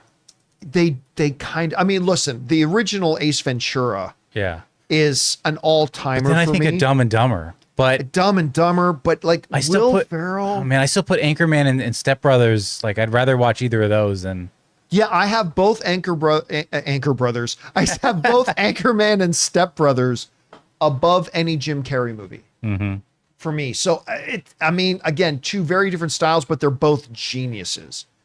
They're both geniuses. Actually, even like Dave Chappelle, he thinks Jim Carrey's like the funniest actor Hollywood's ever had. And he's great, but it's tough. Better actor, Jim. I'd say funnier. I'd lean a little bit more towards Will Ferrell, but I've never seen Will Ferrell do stand-up comedy. I've seen Jim Carrey do stand-up comedy. I know, right? Carrey's great at stand-up. I don't think he's done it in decades, but he used to be great at it. All right, what's next? JJ says, with Marvel, it just feels like they're trying to get the multiverse saga over ASAP. Maybe that is the reason we haven't heard any updates on other movies such as Blade, Doctor Strange 3, Shang-Chi, Thor. Thoughts? No, I don't think so. Like, honestly, I think these are all things that I think these studios have mapped out and planned out like well in advance before they become public. And I don't think that has anything to do with it. And now I could be completely wrong. I'm just a fan guessing like everybody else. Could be totally wrong about that, but yeah. All right, what's next? We got Vincent with a $20 tip. Thank you, man. Says, "Hi John, say what you want, but Nick Cage brings it, he is a tremendous actor. Although he was brilliant in Leaving Las Vegas, my favorite Cage performance is in John Woo's Face Off as Castor Troy Sean Archer. What's your favorite Cage performance?" If I let you suck my tongue, would you be grateful? One of the great all-time lines. I also love him in The Rock. Nick Cage is an Academy Award-winning actor. Yeah.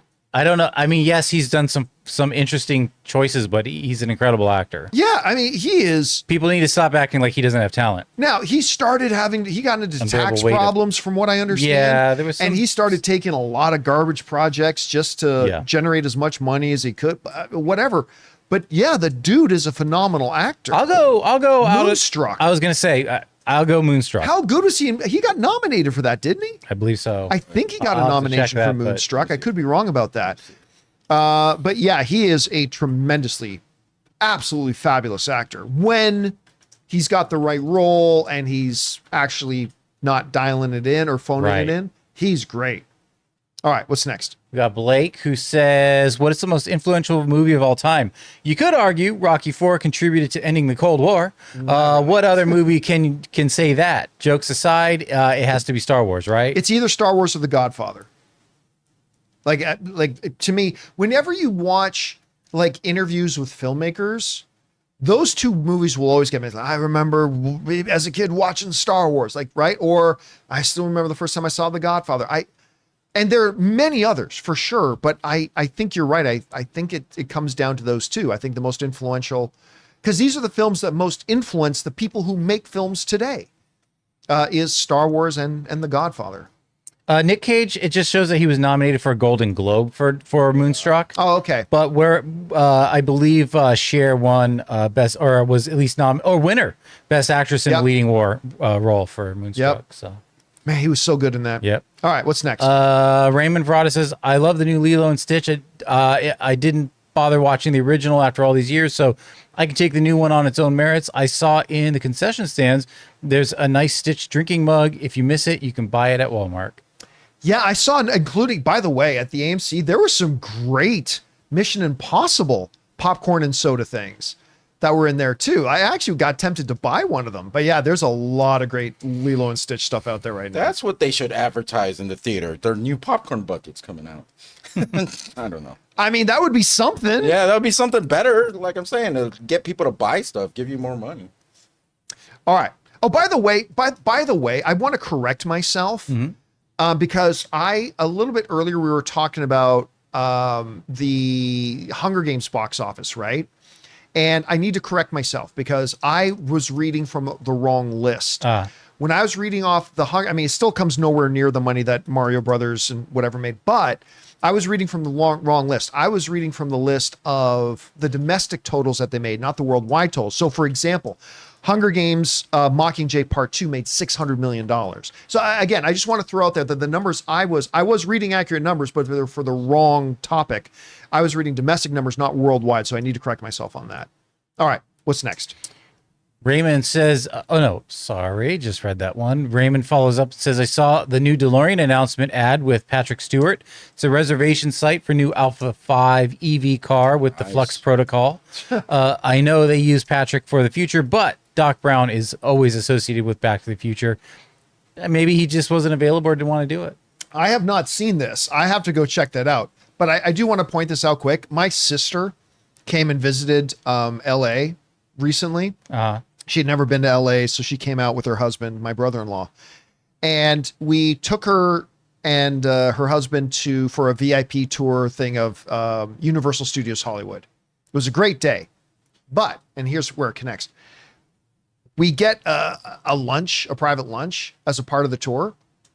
And they had a cast member acting as Lucille Ball walking around. Yeah, I've seen her. I thought Lucille Ball was in the room with us.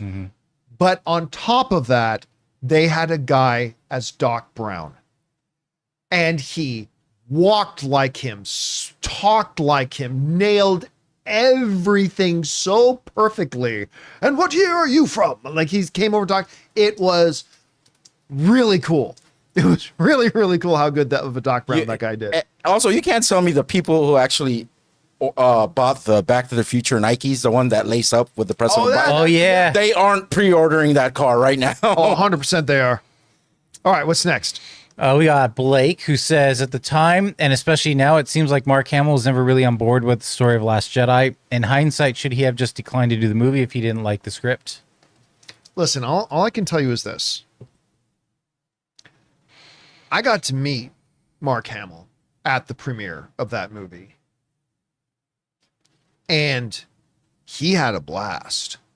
He was having a good time at that movie. So, I mean, I see a lot of people saying certain things, and yeah, he's got points of view about what he might have done differently and all that kind of stuff. But all I can tell you, and you take it with whatever grain of salt, is that I was there and he seemed to be having a really good time at that movie and was talking with Bob Iger after. I was standing like right beside them when him and Bob Iger were talking about the movie, and he seemed to be having a blast. So you can interpret it anyway. I mean, you might be right, you might be wrong. All I can say is that the one thing, the only thing I have any firsthand knowledge of, and it's not much, was I was there at the premiere. I was standing there with them, and he seemed to be having a really good time.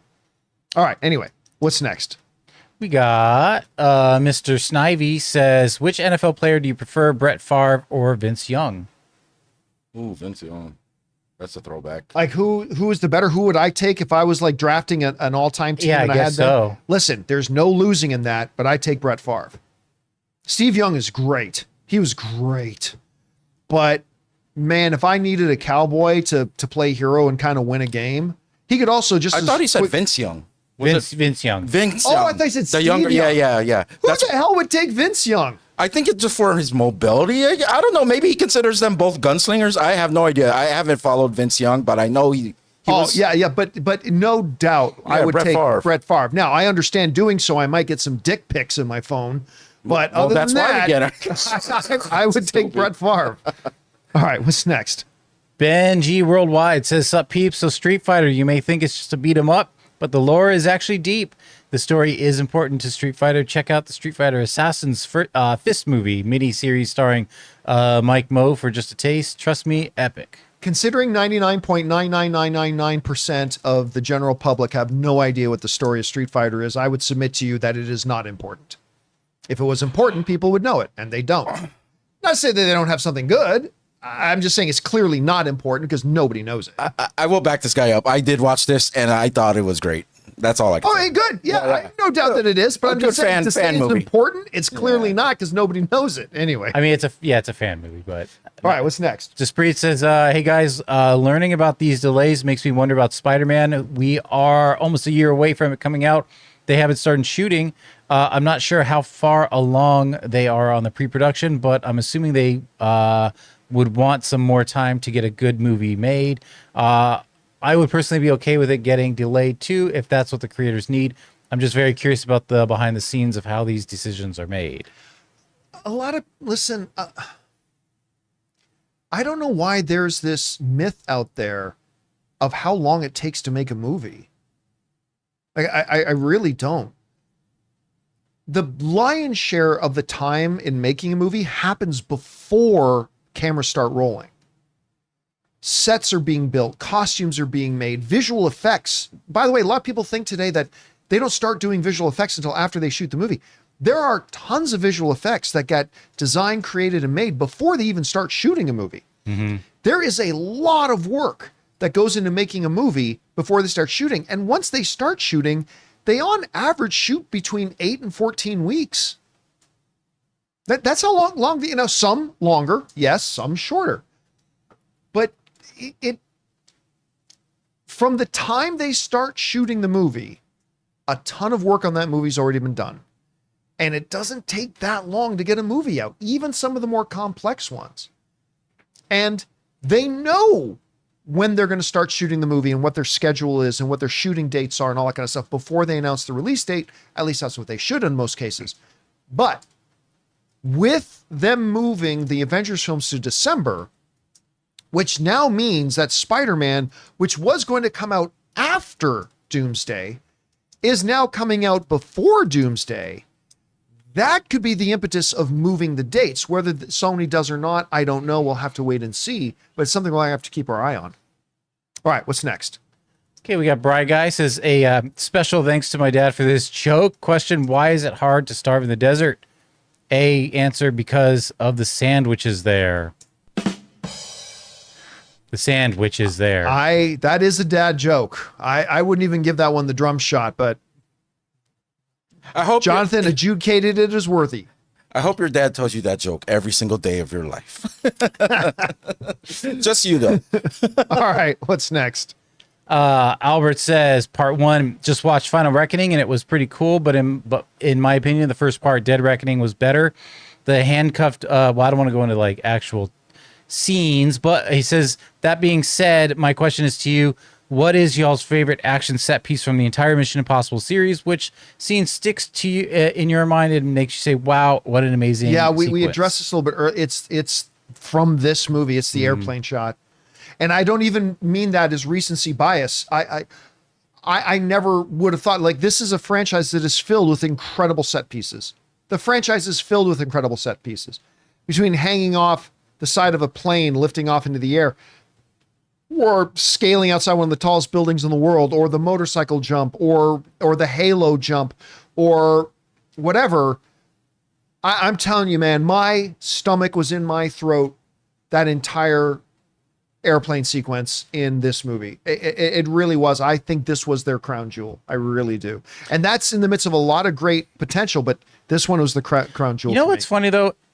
And I get why it's become the main like talking point of these movies are the action set pieces. To me, Mission Impossible, the best parts are the espionage parts. It's the sneaking in and getting, and the tension building of getting whatever you're trying to get or steal whatever you're trying, and then getting out. Those are always, to me, more important than any of the action set pieces, but no one ever talks about them. But I mean, that says something though, right? The ones that stay with us, or at least with a lot of the moviegoers, are these incredibly, like I said, high craft, man. High craft doing that kind of movie spectacle and wonder.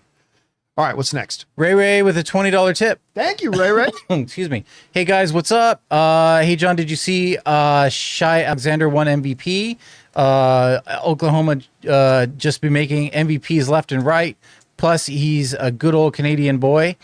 So who do you have for the finals? And it's okay if you don't pick Thunder. I still love your show. He's not just a good Canadian kid. He's from my hometown. He's a Hamilton kid. Wow. He went to my rival high school right up the street. He went to St. Thomas More. I went to St. Jean de Brebeuf. Our schools were in the Catholic school system, and we were the only two Catholic high schools on the mountain. And I went to Brebeuf. He went to St. Thomas More. So I have all the reasons to be completely biased for SGA. But he should not have been voted MVP. Joker is clearly the MVP. When you look at the overall game, MVP should be your as an overall player. Yeah, Shea led the league in scoring this year, but like Joker had like a, what was it? Like a 40-20-20 game? Like he is simply the most dominant force in basketball today. It is Joker. I don't think that you can have a serious conversation about Shea. Like, again, scoring is one part of it, but defense, rebounding, passing, playmaking, all of that is Joker. And Joker scores a ridiculous treasure trove of points all at the same time. He's the MVP. And I can't believe I'm saying that about a guy from my hometown, but I mean, he's great. He's awesome. He's fantastic. He's going to be a superstar in this league for many years and will win more MVPs. But like right now, Joker is the man. But there's no one who comes close to him. But out of the teams that are left playing right now, do you consider SGA the MVP out of that? Yes. Okay. Yeah. And I can't see anybody beating them. But then again, I didn't see anybody in the East beating Cleveland. I honestly, here we are. After the past two games from each side, where I thought, okay, after that Knicks game one loss, the series is over. Their hearts were taken out just because of how bad of a losing that lead is, what that does to a person's team's, what do they call it? Morale? Team's morale. Mental state. But they won last night. So and Indiana looked like they're about to run away with the game after the first half. They were going up, and it seemed like the Knicks were in foul trouble, both the point guard and I turned it off. The Knicks are in trouble. They've lost home court advantage. They're down 2-1. But it does give them a little bit of morale back. Yeah, but I think it's going to be Indiana, OKC in the finals. Yeah, Pacers, OKC. But the Minnesota trashing of Thunder, I want to see how this next game turns out. But you know what? Because that happened in OKC's series against Denver too. Like OKC was dominant, and Denver had this big blowout win, but it didn't do anything. OKC just came back to win the next game. So anyway, I don't want to spend too much time on basketball, but I think it's going to be the Pacers against the Thunder. Yeah. All right, what's next? Dildar, the Glory says, I don't want good writers or directors. I want sweaty middle-aged incels living in their mom's basement to make my entertainment reality is so cruel. It's still, look, it is a truism of all humanity. Everybody thinks something they don't do must be easy. Yeah. Everybody thinks they could be a better lawyer than their lawyer. Everybody thinks they could be a better chef than the chef. Better Everybody coach. thinks they could be a better writer than the writers. No, you can't. And no, you aren't. I mean, neither am I. But we all think that. We all think that. I'm not pointing fingers at any individuals because we're all guilty of it. We all are. But it is one of the more silly things as we as human beings do. All right, what's next? Rossi says, in my opinion, the film Serenity is the perfect ideal template for how MCU can avoid future flops such as the Marvels. It can be viewed alone without ever having watched the show, but for viewers or fans of the show, it would simply enhance the experience. One has nothing to do with the other. It really, and by the way, Serenity didn't make any money either. It did. Like, let me bring up, and I love Serenity. For those of you who don't know, Serenity is the movie of Firefly. Of Firefly, the TV series. The movie then came out later. And that was my introduction to one of my favorite actors in the world, Chiwetel Ejiofor, was in Serenity playing the operative. It's a 2005 movie. 40 mil. It's absolutely wonderful. But that movie made $40 million worldwide. Nobody went to go see it. And that movie's great.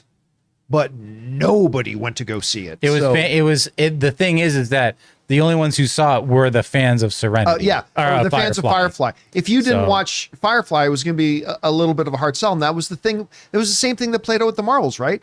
You were advertising this movie as watch the continuing adventures of Photon and Ms. Marvel. But if you didn't watch Disney Plus and watch those shows, then you were like, I feel like I'm already left behind in this. And I think that's what happened to Serenity 2, was like, nobody was going to go see Serenity that didn't watch Firefly. And obviously some people did, but it only made $40 million. So that's not a good example. All right, what's next? Captain Dr. Hawkeye Pierce. After seeing the film, I think we can all agree that Giancarlo Esposito was underutilized, wasted in Cap 4. He is world-class talent. In my opinion, that's like getting Daniel Day-Lewis, having him play a minor supporting throwaway role in an Ant-Man movie. Or, I don't know, like Christian Bale as Gore. I mean, listen, Giancarlo Esposito liked the role. Look, I've always believed this. You do not change the character and the story just because you got a certain actor in there. That's how you train wreck a movie. Yeah. And then I also believe get the best talent you can to fill every role that you can. Like, I kind of struggle with that. Like, he was wasted.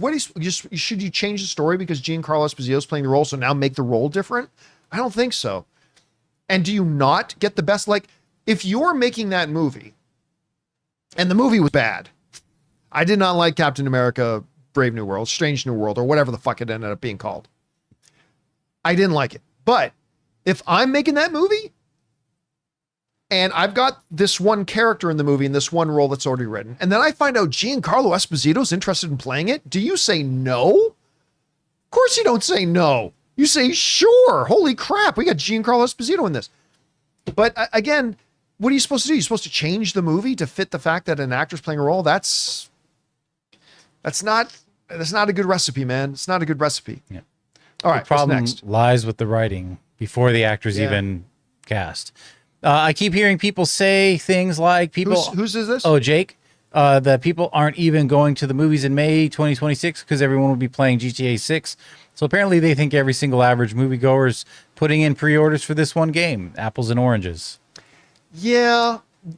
Listen, there have been several. Now, granted, this is going to be a big one. This is a very, very big one.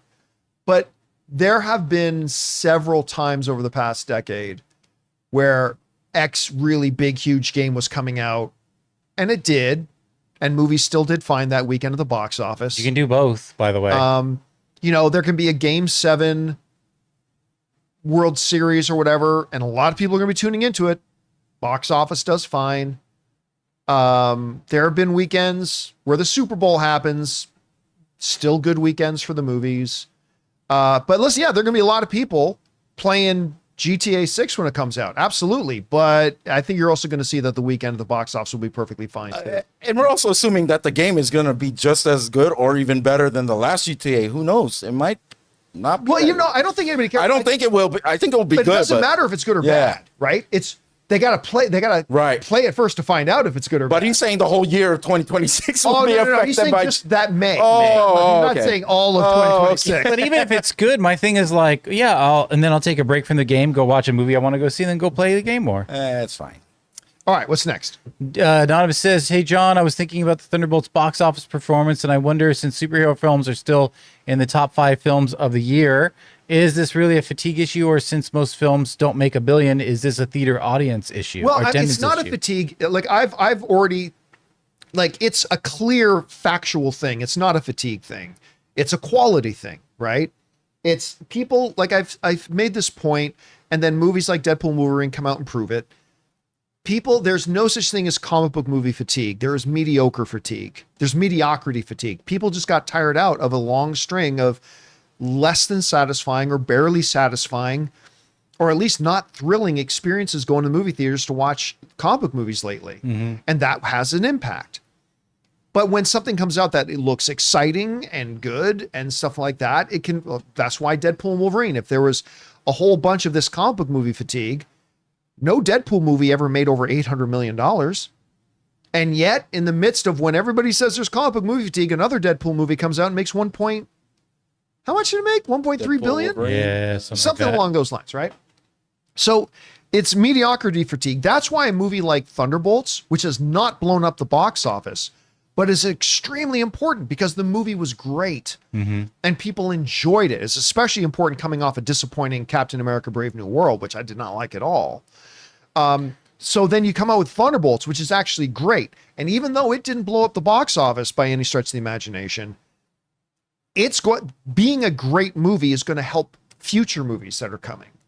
So I think it's partially because of mediocrity fatigue, but also because the movie industry as a whole has had a set down, has not fully recovered especially from the writer strikes that basically crippled the entire industry for a while. Now, are we about to see a rebound? I don't know. Maybe. I mean, obviously, we got Lilo and Stitch breaking records. Mission Impossible is doing some of the best that it's ever done in its franchise. So we'll have to wait and see.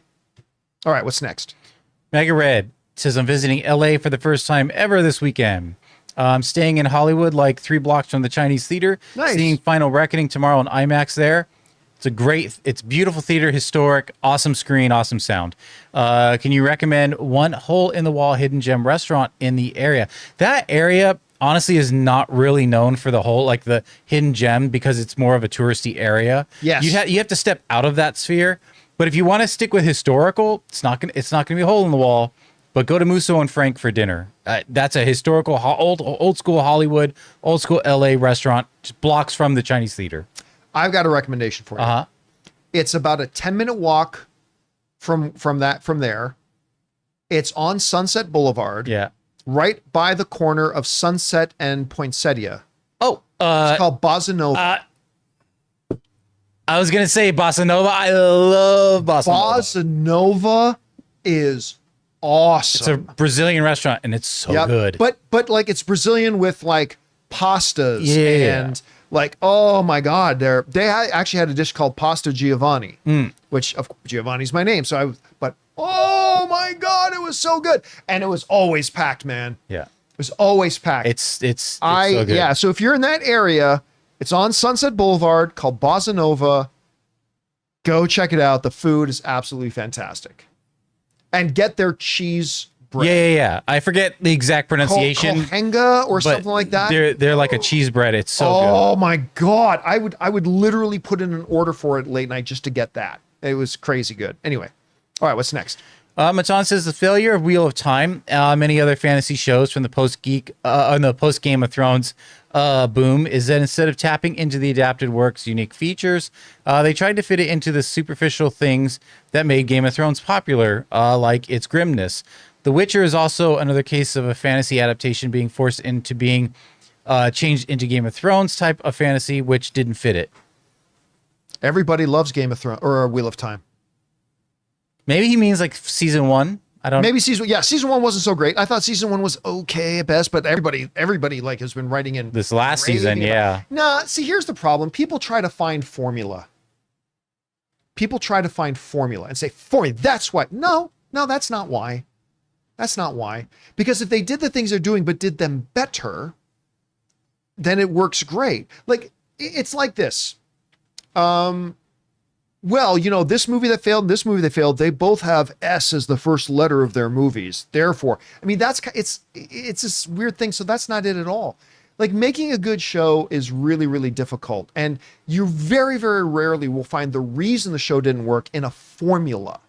That's very rarely, if ever, the reason why. It's really not. So yeah, I disagree with you. I really do. All right, what's next? Cupcake Bliss. Hello, John and crew. I finished watching Mission Impossible, and boy, what a film. I was entertained from the start to finish, and those stunts were better than Top Gun Maverick. Did anyone else feel like a film was a blend of Metal Gear, Top Gun Maverick, and John Wick? No.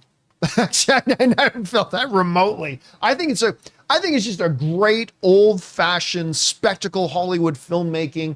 I certainly didn't feel any Top Gunness about it. Yes, there's a plane, but it was very, very different. So, I mean, you and I both completely enjoy the film. I just didn't get that sense from it myself, but maybe there are others who did get that same sense. Either way, the important thing was that we had a good time at the movie. All right, what's next? If our Ted says, you always say streaming success is usually based or determined on what gains new subscribers.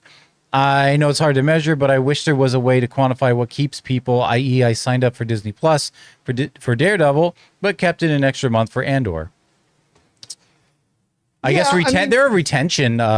Retention is huge, Yeah. right? And you're right. Unfortunately, there's no way for them to measure that analytic, although I'm sure they do exhaustive studies on that. That's also part of the reason why streaming services bundling together is becoming a big thing.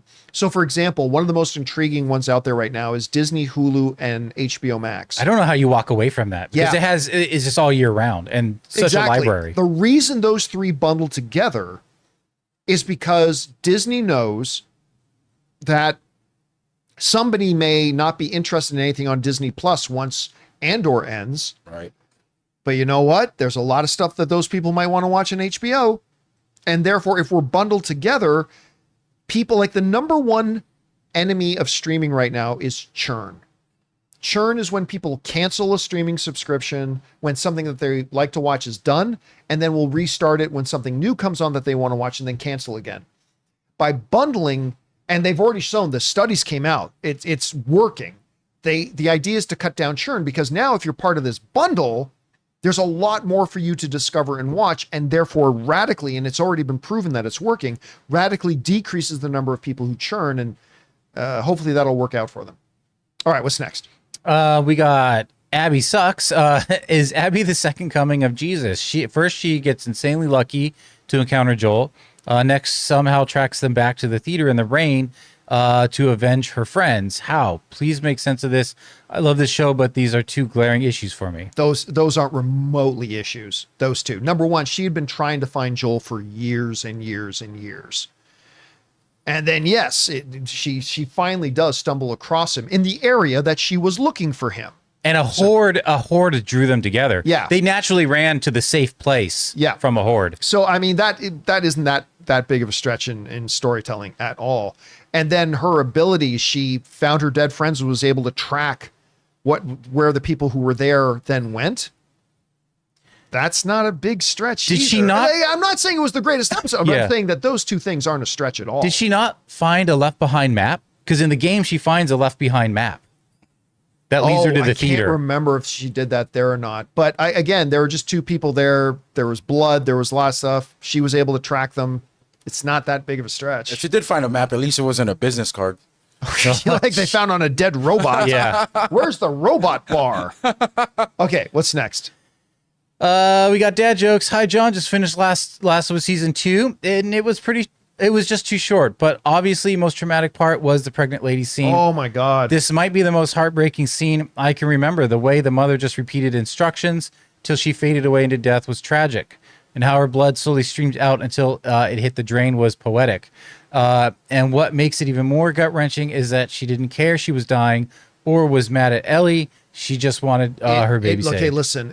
It was, that scene was moving. It's even in the game, man. It's and like, she's oh saying, my is gosh. it out? Is it out? And like, she doesn't even know. And oh my God, that, like I was telling the guys beforehand, like when the camera changes angles and then you first recognize that she got hit too. Like my wife's like, like, oh my God. Here's my thing about I thought it was a very good episode, but Rob and I were talking about this before the show day.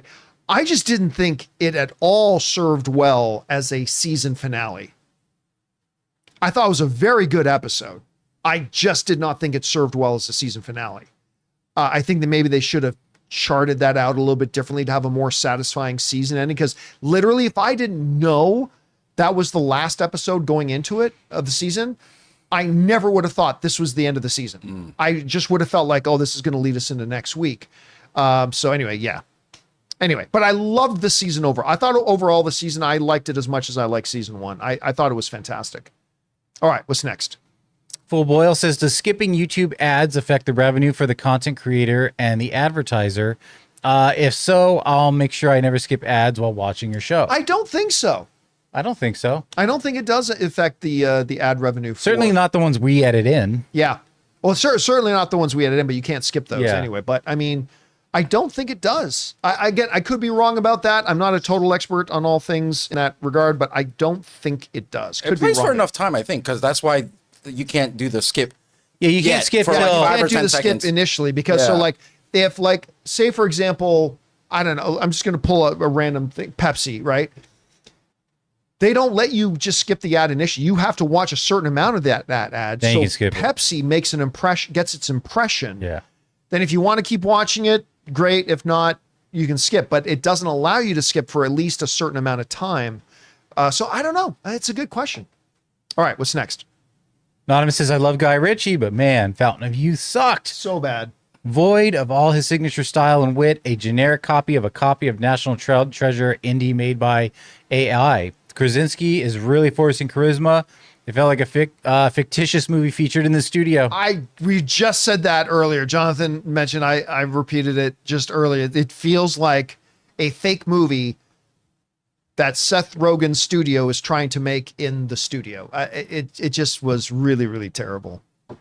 And all right, guys, listen, there are still more questions, but we'll get these all caught up on tomorrow's show because we have run out of time, and that'll do it for today's installment of the John Campea Show podcast. Thank you so much for being here, guys.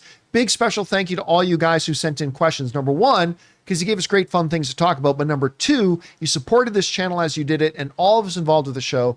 Thank you guys so very much for your support. Big thank you again to, of course, Chris Carr and Robert Meyer Burnett. Thank you to Ray Ora. I'll see you guys tomorrow. Jonathan Voico. See you guys. My name's John Campea, and until next time, my friends, bye-bye.